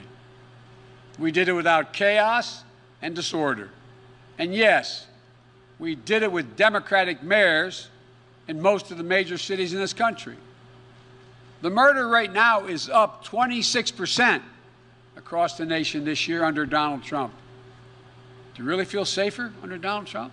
Seriously, dude. I mean, this is Donald Trump's America. What you're looking at, this chaos, this ugliness, this people out there with freaking AR-15s going up to the Capitol, standing in the face of police officers saying, yeah, you could stay in my face as long as you're white. Yes, as long as you're a 3%er. Yes, as long as you've been charged with felony rioting. I know whose side you're on, and I don't care. You can come in with a long gun. You could shoot people on the street. I'm going to let you go. In fact, I'm going to thank you, and I'm going to give you water.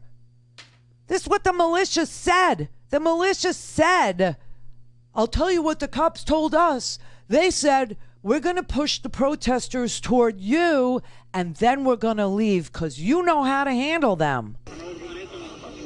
Trap this goddamn bull business in, I get it. But you left the city open. Well, do you know what the cops told us today? They were like, we're going to push them down by you because you can deal with them, and then we're going to leave. What? There's lots of video of people saying things, real things, and standing there with real guns. And saying, the cops told us, we're going to push the protesters towards you. You could deal with them. We'll leave. Meaning, kill them. And guess what? Kyle Rittenhouse did. And the police were like, move along, nothing to see here. This droid means nothing to us. It's very sick and sad, okay? All right, let's see. It's the left that's violent. It's the left. If you give violent extremists what they want, the violence doesn't go away. They gain new power to spread the terror nationwide. Most of our nation is extremely safe, by the way. You know, you only see the bad. You see Portland and Chicago, and you see what's happened in New York just in a very short period of time. It's horrible what's happened in New York. I love New York. I come from New York. And when I see, 4 years ago I left, and I could see that it was problems under this mayor. He's a terrible mayor, one of the worst. I can't say the worst. I mean, I've witnessed Portland. Hard to top him, but he's certainly one of the worst. And when I look at what's happening in New York, and I look at what's happening in the city, and so quickly, it happened so quickly, it's a shame. Biden's strategy is to surrender to the left-wing mob, which is exactly what he's doing. I don't think he even knows what he's doing, and give them control over every lever of power in the United States government. But when you surrender to the mob, you don't get freedom, you get fascism. That's what happens in all cases. You take a look at Venezuela, look what's gone on there, and other places. Biden is using mafia talking points. The mob will leave you alone if you give them what you want. That's what it is. The mob will leave you alone, give them what you want, but it doesn't work that way, because once you give them, they keep taking. Oh, my God.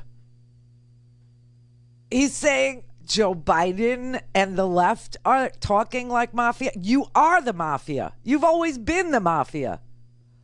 That is amazing. And let's talk about violence and who does it. After reviewing hundreds of police reports and court records from across the country, ABC News found more than 50 criminal cases where Donald Trump was explicitly invoked in relation to violent acts, threats, or alleged assaults. The suspect yelled the word Trump as he hit the East African man. Officials say that he followed her yelling Donald Trump when she tried to get away. He threatened to kill 2 members of Congress. He says he made the calls because he was upset about the impeachment proceedings against President Trump.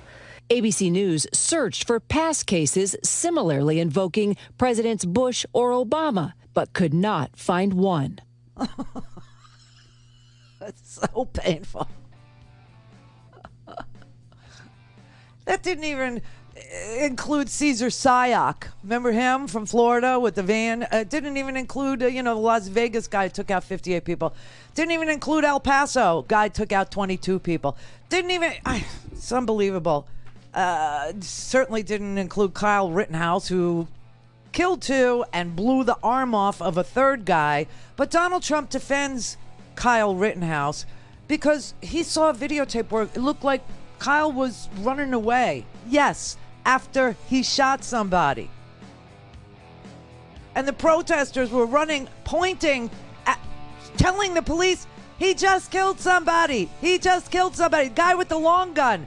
He just killed somebody. No problem.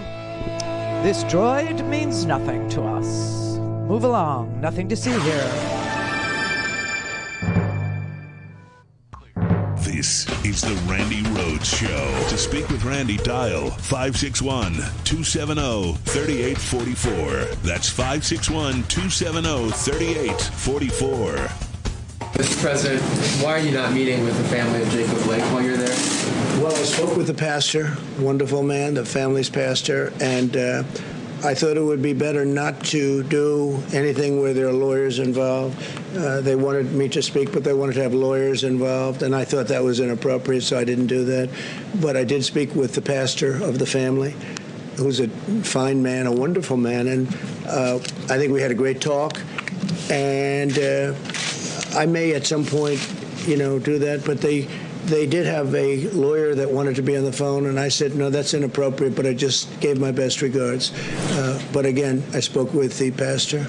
Okay, that's Donald Trump saying that the reason why he's not meeting with the family of Jacob Blake on his trip today to Kenosha is because they won't talk to him without Benjamin Crump on the phone, but he did speak to the family's pastor. Okay, this is Jacob Blake Sr.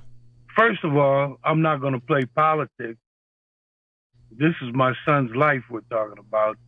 Second of all, we don't have a family pastor. We don't have one. one. So what is he talking about there when he says that? I don't know who he talked to. Furthermore, I don't care who he talked to. If he didn't talk to Benjamin Trump didn't talk to Crump, man, there's nothing to talk about, man. There's nothing to talk about. I'm not playing. This is not politics. This is about the life of my son. And Benjamin Crump represents my family.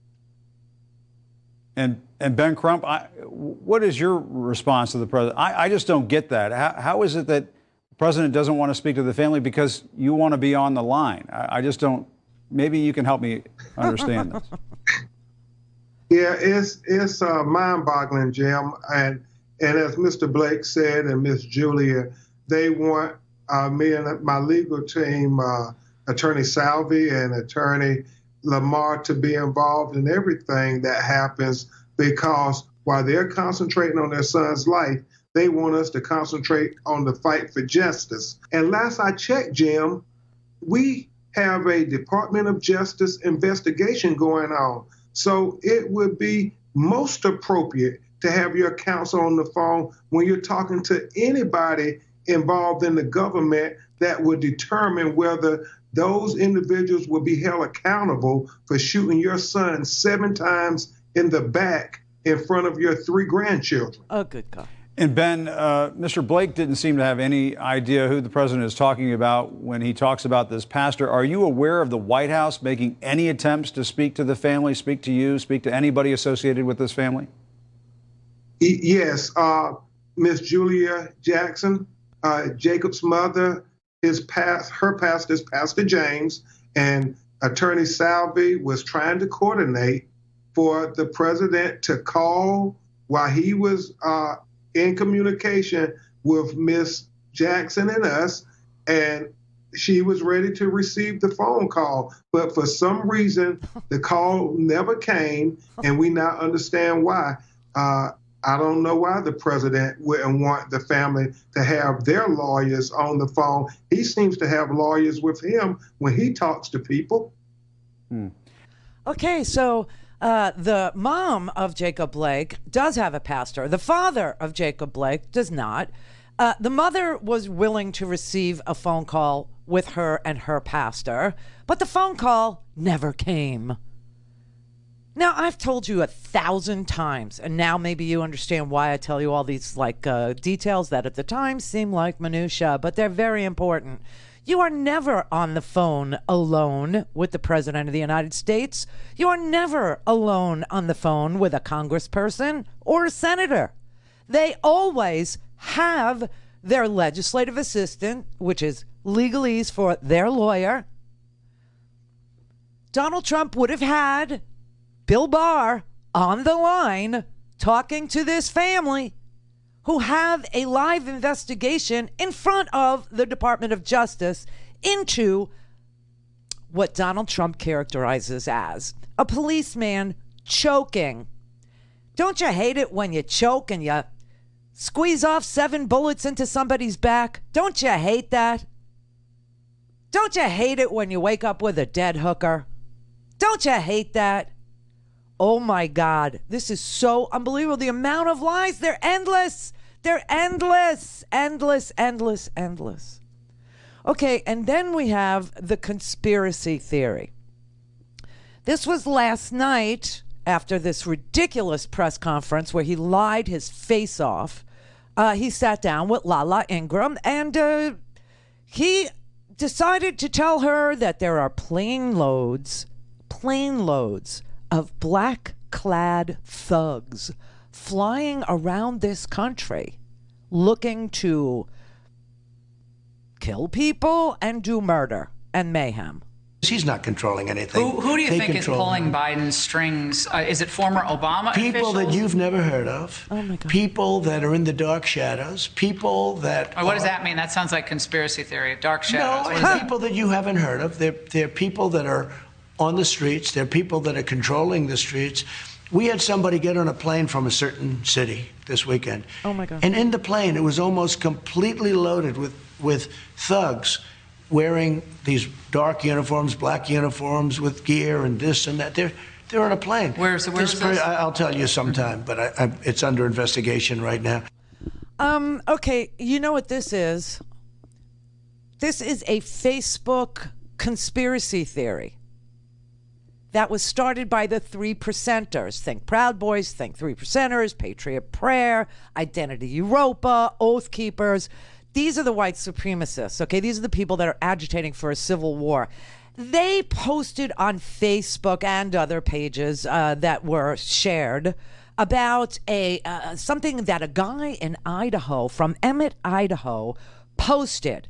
Be ready for attacks downtown in residential areas. There are at least a dozen males who got off a plane in Boise, Idaho from Seattle, dressed head to toe in black, and one had a tattoo that said Antifa America on his arm. This was a Facebook post, probably stuck there by Russians, okay? Seriously.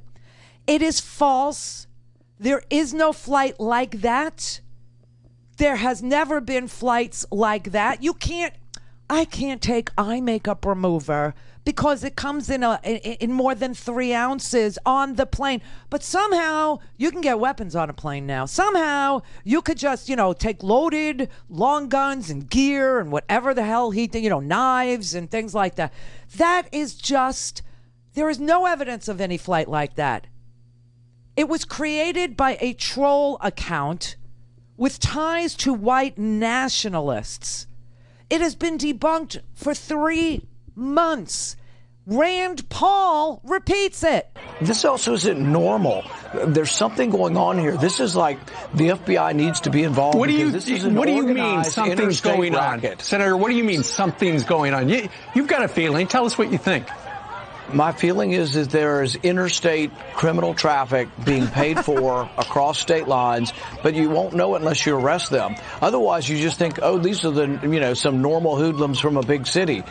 I promise you that at least some of the members and the people who attacked us were not from D.C. They flew here on a plane. They've all got fresh new clothes, and they were paid to be here. It is a crime to do that, and it needs to be traced. The FBI needs to investigate, but the only way you can do it is you have to arrest people. And usually we say, oh, well, you didn't get hurt, so we're not going to arrest them. Yeah, usually. They were inciting a riot, and they would have killed us had the police not been there. They all need to be arrested, and I'm not saying forever, but they need to be arrested, questioned.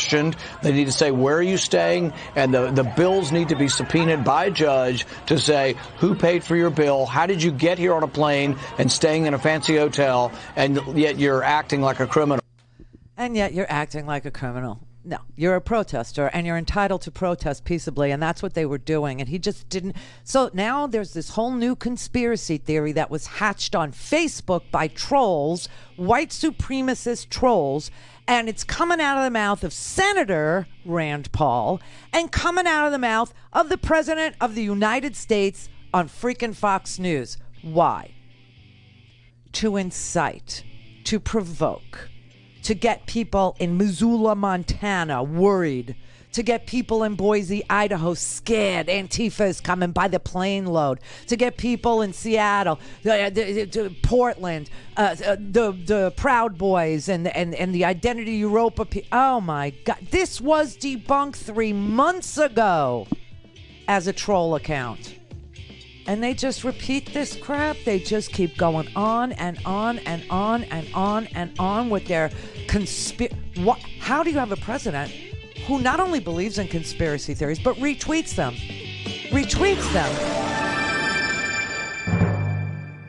Clear. Mary, how does the fault? We believe that all men are created equal. To the magnificent mosaic that is America. From radio beacon to radio beacon. I have a dream today. Change has come to America. Believe me. Knock, knock. Who's there? It's a figment of your imagination. Randi Rhodes Show. Turn up your mind. The president is once again using disinformation in an attempt to discredit Joe Biden. Last night, he made several claims without evidence, including this one about who is operating the Biden campaign. Who do you think is pulling Biden's strings? Is it former Obama people officials? that you've never heard of, people that are in the dark shadows, people that... What does that mean? That sounds like conspiracy theory. Dark shadows. No, what is that? People that you haven't heard of. They're people that are on the streets. They're people that are controlling the streets. I mean, you got to shake your head there, Daniel Dale. You're great at fact-checking this. The president offered no evidence. Tell us your reaction to the dark shadow claims. It's almost too stupid to fact check. I mean, when you have Fox's Laura Ingraham telling you it sounds like a conspiracy theory, it's probably a conspiracy theory. Joe Biden is his own man. His campaign is run by Democrats, many of them conventional Democrats for many decades, and there are no shadowy figures, you know, on the streets or in dark clothing pulling Joe Biden's strings. This is another dishonest attempt by Trump to try to foment fear about a candidate who's been in the public eye for many years. It follows a pattern, right? Amanda Carpenter, who wrote a book on gaslighting, it talks about how it fits this kind of pattern of, I have this secret to reveal here. At some point in the future, I'm going to show you all the evidence of it. That never comes, and yet, you know, he propagates this kind of stuff. I mean, it's a pattern, is it not, with the president?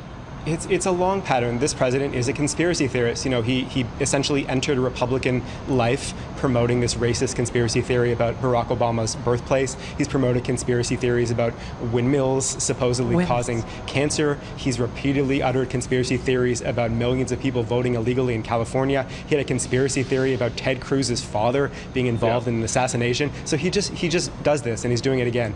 So we have a president who believes in conspiracy theories as put out there by white supremacist trolls, whether they be Russian, whether they be in Boise, Idaho, whether they be in, little towns in and Senator Rand Paul will repeat it.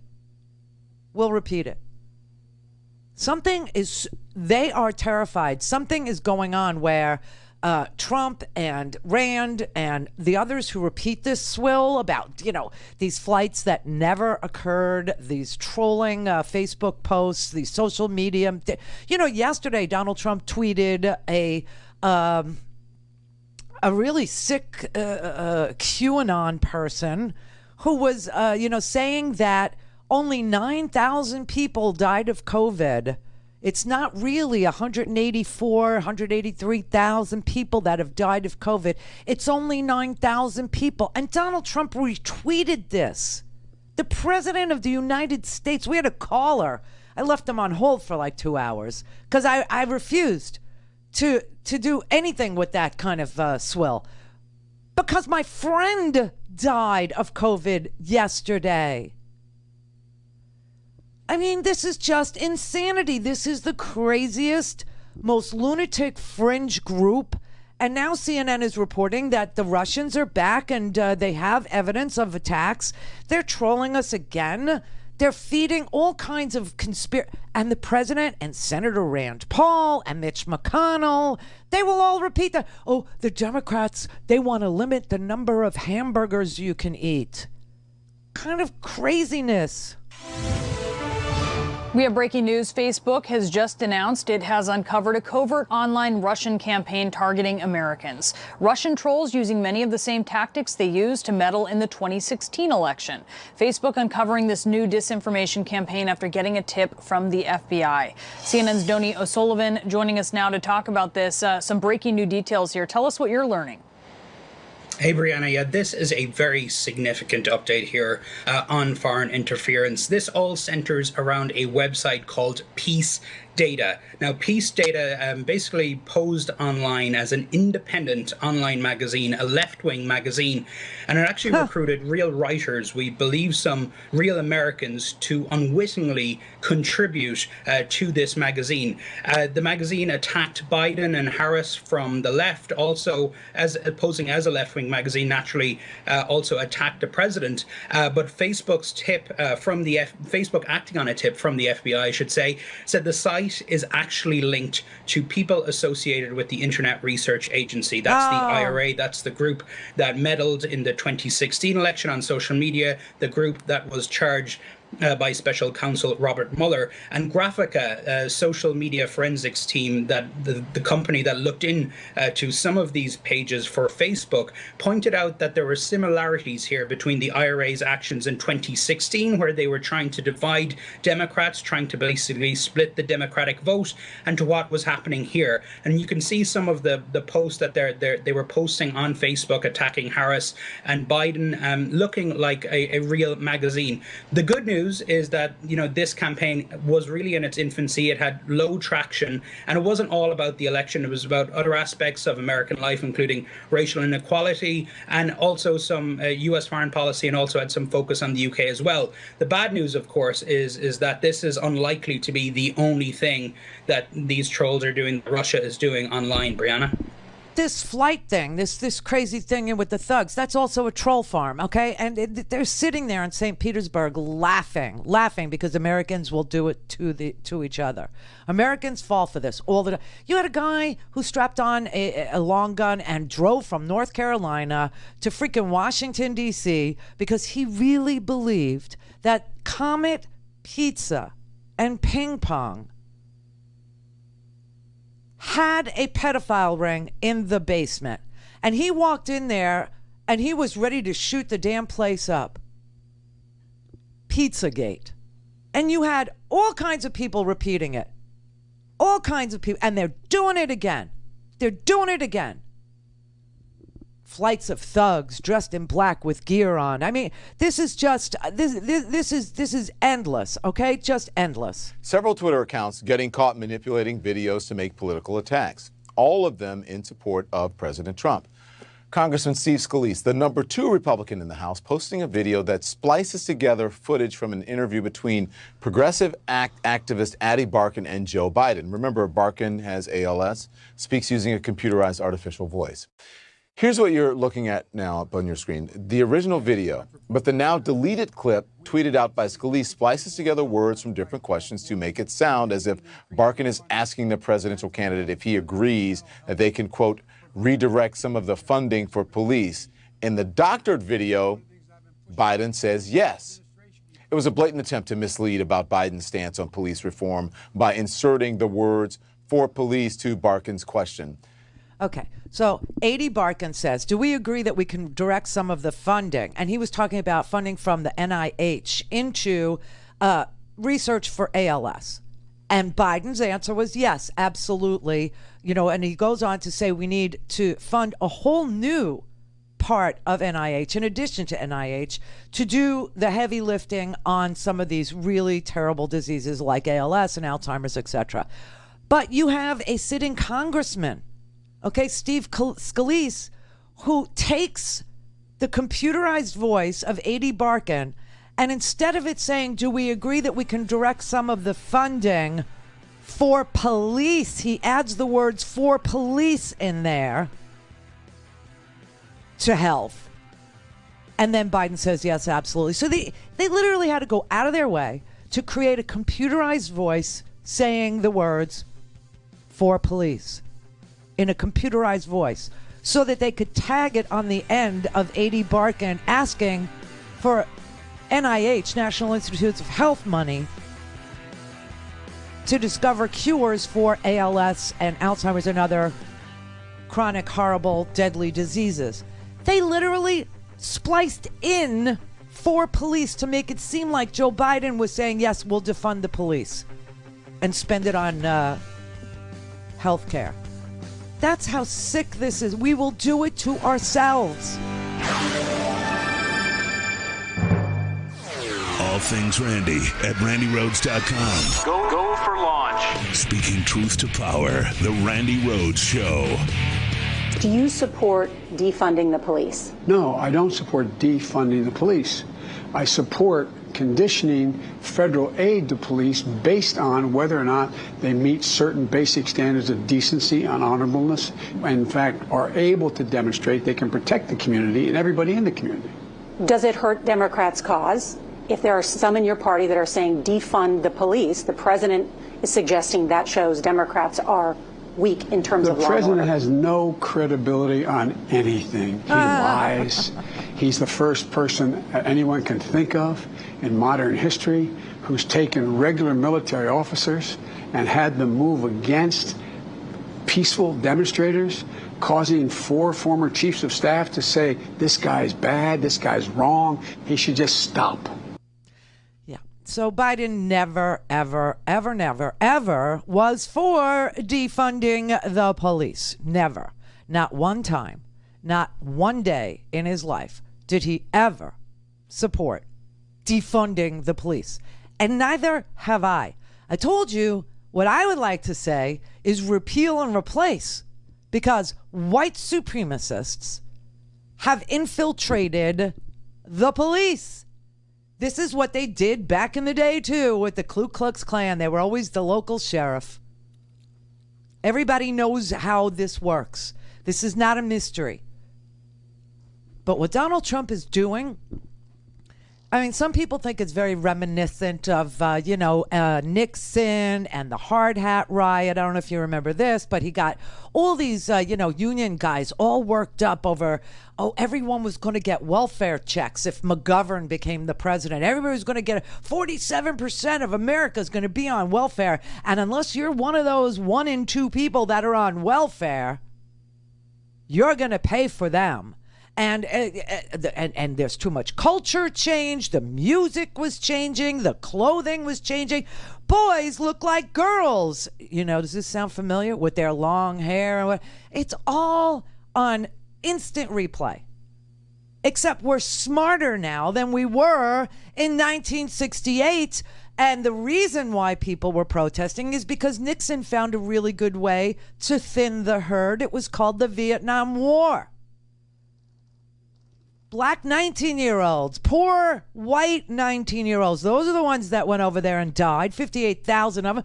Donald Trump's got a better thing going on here. He's thinning the herd with a virus that he refuses to react to. He's literally thinning the herd. 184,270 of us are already dead. 6 million of us already have it. I mean, it's just so unbelievable to me. This started one guy from China. 6 million infections. And those are just the ones we know about. And the testing is slowed down. And numbers are being fudged in Florida. And we all know it. We all know it. You know how we know it? The deaths stay steady. We have over 1,000 deaths every single day for the past, 4 weeks, 5 weeks, something crazy like that. That's one American dying every single minute. But he loves this because it's thinning the herd for him.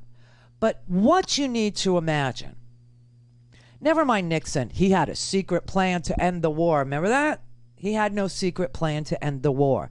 In fact, he escalated the war until the war was so obviously unwinnable, until students were killed in Kent State protesting this stupid war, until the weathermen,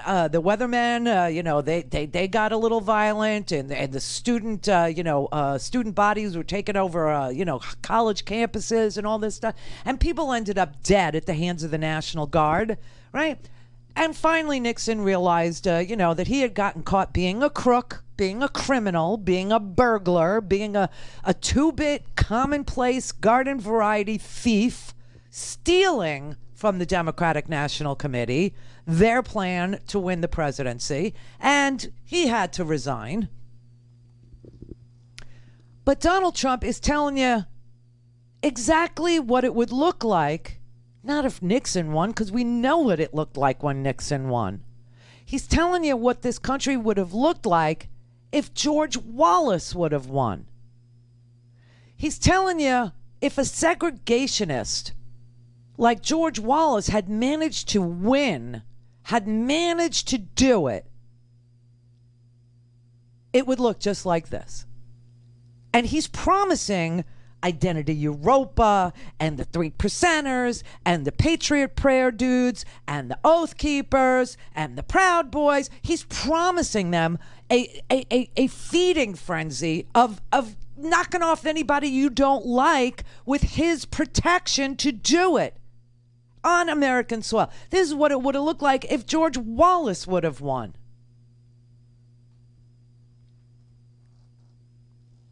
That's what's going on here. You know, everybody wants to say, oh, it's, you know, like Hitler. Oh, the use of propaganda was well learned by George Wallace, was well learned by Richard Nixon and Roger Ailes and Roger Stone, who all ran that campaign of fear that Nixon was able to pull off, okay? He was able to point to, you know, protesters and long-haired hippie-type pinkos, and he was able to point to boys looking like girls and crazy music and pot smoking and drugs and the whole culture shift and everything else. And he was successful in his endeavor. His problem was he wasn't radical enough for the uber power elite. He should have done more. Should have gone all the way. Shouldn't have got caught. But that's what's going on here. Just imagine if George Wallace won an election in this country. Okay, segregation now, segregation tomorrow, segregation forever. And I want to show you how I can say that, okay? I want to show you why I'm able to say that this president is so freaking racist that he makes George Wallace look like a putz, okay? Listen to what he told Laura. Are the suburbs in danger? Because they say that's fear-mongering on the part of I know the Republicans. suburbs. Look, Westchester was ground zero, okay, for what they were trying to do. They were trying to destroy the suburban, beautiful place, the American dream, really. They want low-income housing, and with that comes a lot of other problems, including crime. May not be nice to say, You're not saying all but poor I'll people say are it. criminals, though. No, I'm not saying that at all, but it does. There is a level of violence that you don't see. So you have this beautiful community in the suburbs, including women, right? Women, they want security.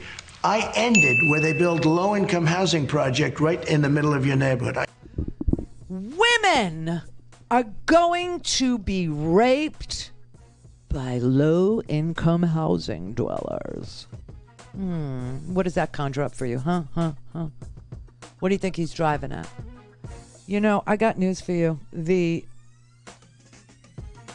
breathtakingly violent people in our country are these white supremacists. The FBI agrees the biggest threat we face is white supremacist violence. They are breathtakingly riotous, violent, gun-toting lunatics. And they're being given permission by this president who makes George Wallace look stupid. Call in, connect. To speak to Randi, call 561-270-3844. 561-270-3844. Freedom is never more than one generation away from extinction. In the good old days, they used to treat them very, very rough. And when they protested once, you know, they would not do it again so easily. We've become weak. The problem is nobody wants to hurt each other anymore. Oh. And when you see these thugs being thrown into the back of a paddy wagon, rough, I said, please don't be too nice. These aren't people. These are animals. And I'll never forget the scene. It's not supposed to be a beautiful scene, but to me it was. It was like a knife cutting butter right through. Wow. You have to dominate the streets. You can't let what's happening happen. Last week, we were seeing the de-escalation of the violence. We were seeing things calm down, but the intervention of federal officers reignited tensions.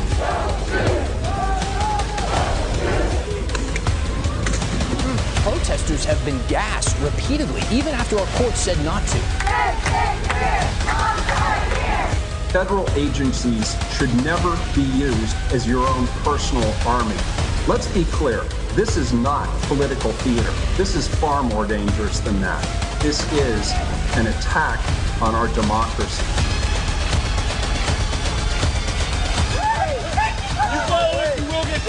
We're doing a great job in Portland.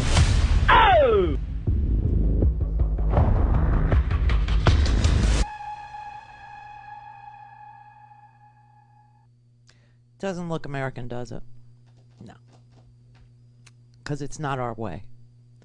You know, it's just not our way. But what he's trying to do is create an atmosphere by using people who are willing to create this kind of a violent atmosphere, people who, you know, will hurt somebody if given a chance, if the cops will look the other way, just like that militia guy said. The cops know what to do. We're going to lead the protesters right to you, militia guys, and then we're going to leave, and you know how to handle them. You know what to do, right? And so there they are, the white supremacists with total permission to operate without any threat from law enforcement of getting caught, gassing people, provoking people with paint guns and real guns and flashbang grenades and fireworks and all this other crap, right? All this other crap. And then you've got the propaganda news network insinuating things. Here's a really good example of insinuating the exact opposite of what happened, all right? Here's Lala calling to Trump's attention, and you could tell Donald Trump has no idea where she's going. He's just, you know, you'll hear him say, she's going to talk about a police officer that was shot, okay? And imply that this police officer was shot by some left-wing agitator. And Donald Trump's going to go straight to Dorn, right? The Dorn killing, the 77-year-old retired police officer, black man, who in Las Vegas was stopping the robbery of a pawn shop and was killed. And Mr. Dorn's daughters begged Mr. Dorn's widow not to go to the Trump's Republican National Convention and invoke their dad's name because their dad was not a Trump supporter. Their dad despised some of the things that Donald Trump said in the past about, you know, what you saw in that commercial where he was instructing police not to, you know, be rough with, suspects and just smash their heads into cars. So they begged his wife, Ann Dorn, not to go. And if she did have to go, if she wanted to go, not to invoke their dad's name, but she did it anyway. But you'll hear him. This is who he thinks Laura Ingraham is talking about. St. Louis African-American police officer shot in the head and killed Dorn. Last night. He's another African-American that's true. Just killed yesterday. That's true. Yeah. He doesn't know. That's true. It's more dangerous to be a police officer today, do you not think, than it has been in the police a long time? Are under siege because of things. They can do 10,000 great acts, which is what they do, and one bad apple or a choker. Or a choker. You know, you hate it when you wake up with a dead hooker, and you hate it when you're a police officer and you choke and you put 7 bullets into the spine of an unarmed man. You know, it's choking. Anyway, what she's talking about were 2 police officers. 2 police officers were shot in St. Louis yesterday. One of them was killed by a very pasty white guy. Yeah, it was a 43-year-old white man named Thomas Kinworthy who had a record as long as Low Sparka High Heel Boys, okay? A long record. Drug offenses in Missouri in the 90s. Florida, 6 years for aggravated battery with a firearm. He shot a man in a road rage incident. Very violent individual, dangerous. If given a chance, they said he would hurt somebody. That proved to be true. That was according to Todd Goodyear, the public information officer for Fort Lauderdale, Florida, Broward County Sheriff's Office in Florida. He was convicted of exposing himself to an undercover officer. In January, he was charged for attempted sexual battery. He was charged again with kidnapping, choking a victim, attempting to rape somebody. This all according to court documents, okay? And while they were investigating this lily white, pasty beige man, 43-year-old with a long, long record, they found an arsenal of guns and ammo and tactical gear, ballistic vests, drum magazines. And he texted friends saying he had hundreds of rounds. He was out on bond. He failed to appear in court. He made his way from Florida to Missouri and killed a cop and wounded another. She implies that this black officer that this white guy killed was somehow involved in the left. The president is once again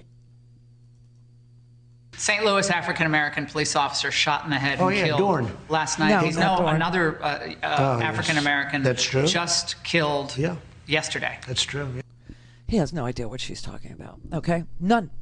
And she's serving this up as bait for the viewers to think, oh my God, the left has killed another police officer. Some Antifa person has killed it.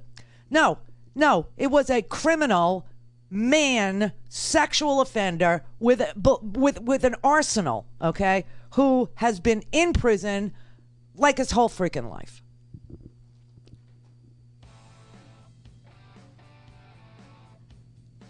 Then she downshifts into low-income housing. You see how that works. You see how the inference actually works. You got Tucker Carlson defending Kyle Rittenhouse by saying, how could you blame a 17-year-old for getting in his car, driving over state lines with an AR-15? How could you blame him for making that decision? How could you blame him for killing two people? And by the way, Rittenhouse was down on one knee, taking aim, and he shot somebody. And a guy on a skateboard chased him down, and he also was killed. He was shot in the head. Who's doing the violence? Who?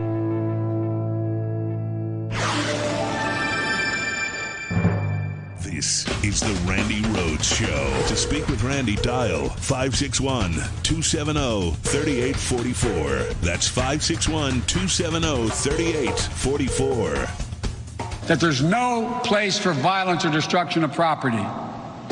Peaceful protesters should be protected, and arsonists and anarchists should be prosecuted. And local law enforcement can do that. When President Obama and I were in office, we protected federal property. We're able to do it without the Department of Homeland Security turning it into a private militia.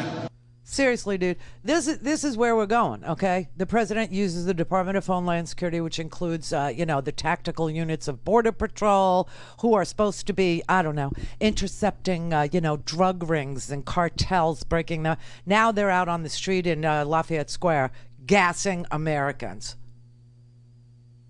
along with corrections extraction teams. Holy crap, this is so off the hook. This is so amazing. And they are doing it on purpose. Donald Trump is giving a green light to agitators, to people who are already, they've already pled guilty to felony rioting. They've already created some of the most hostile and violent protests, riots, whatever you want to call them. They've already done it. I mean, you got these people, out in Portland and Seattle.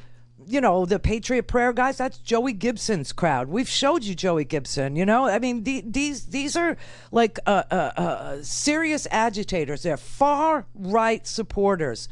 They do everything they can to incite violence in service to their idea that America needs a civil war to sort it all out. This is what happens when you sow so much doubt in anybody being able to do anything to move this country forward through politics or through a political mechanism like legislation or a Justice Department that's free of thugs and criminals like Bill Barr, right? And when people lose faith in their government to the point where they don't believe that any fix is possible, They want to blow it all up. That's who these defeatists are.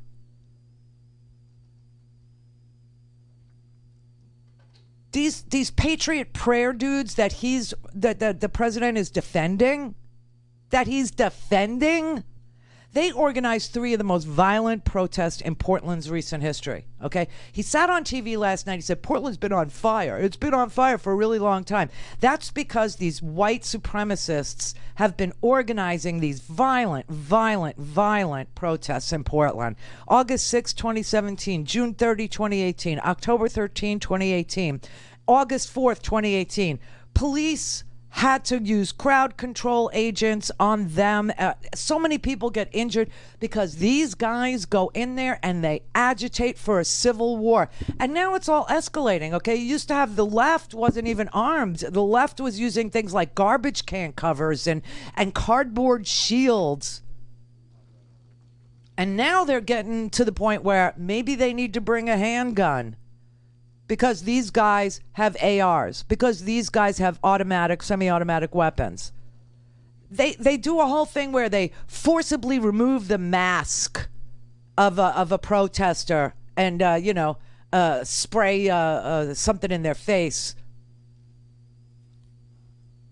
And Joey Gibson, yes, I definitely encouraged people to do that. And then when they asked him, are you willing to go to jail for that? He goes, yeah, charge it. Go ahead. Then they charged him, and all of a sudden he's like, oh, it's a political witch hunt. They're out to get me. They're all cowards. They want a civil war. They want to tear this country apart. They want us at each other's throats. And so does President Trump. Because in chaos, you can steal. Now, it seems to me these white supremacists, they don't really have an end game. They don't really have anything in mind except, oh, we want a civil war, okay? They just want attention. They're all attention whores. That's what they are.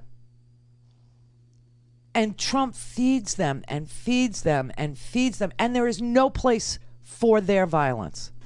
A country is crying out for leadership. Leadership that can unite us, leadership that brings us together. Leadership that can recognize pain and deep grief of communities that have had a knee on their neck for a long time. There's no place for violence, no place for looting or destroying property or burning churches or destroying businesses, many of them built by the very people of color who for the first time in their lives are beginning to realize their dreams and build wealth for their families. Nor is it acceptable for our police, sworn to protect and serve all people, to escalate tension, resort to excessive violence. We need to distinguish between legitimate peaceful protests and opportunistic violent destruction. We have to be vigilant about the violence that's being done by this incumbent president to our economy and to the pursuit of justice. It's not that we don't get it. We all get it. It's just that it can't continue. It has to end. It has to end. And there is absolutely nothing that makes me believe, or you believe in your heart of hearts, that 4 more years of Donald Trump will end the violence. He's not interested in you, or you, or you. He's interested in himself. And if we're at each other's throats, he can steal. The entire Social Security Trust Fund, the entire Medicare Trust Fund, everything that we got, he can steal. And that's what he'll do. And he will lie and say that Joe Biden wants to defund the police. He will lie and say that Joe Biden doesn't defend the police. He will lie and say that there are thugs on a plane that are coming to get you. He will lie and tell you that in cities and in suburbs, people of different religions and races and belief systems don't live near each other, next to each other, in gated communities together. What does he think suburbia looks like? Does he not understand that suburbia is as mixed race as it gets? and that the only color anybody in suburbia cares about is green? Does he really think that in the 21st century that I don't have any black neighbors, I don't have any Asian neighbors, I don't have any Indian neighbors? Does he really believe that the suburbs isn't just a salad bowl? It's not a melting pot. We never actually melt together. I mean, there are mixed race couples, on my block. I guess they're the melting pot. But for the most part, we're a salad bowl where the carrots coexist with the celery and the lettuce coexists with the onion. And he's trying to destroy all that everybody has accomplished to get there. All that everybody has worked for to see that. To have our kids running down the street together. To have our kids running towards each other because they missed each other. And they want to play together.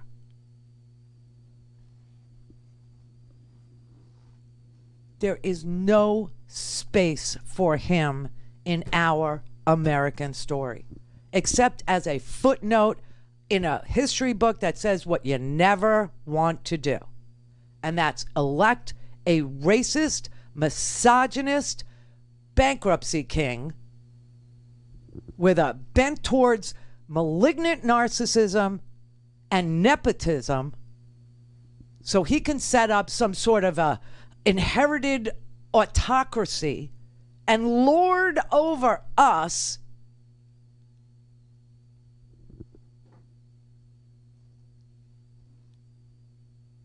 It's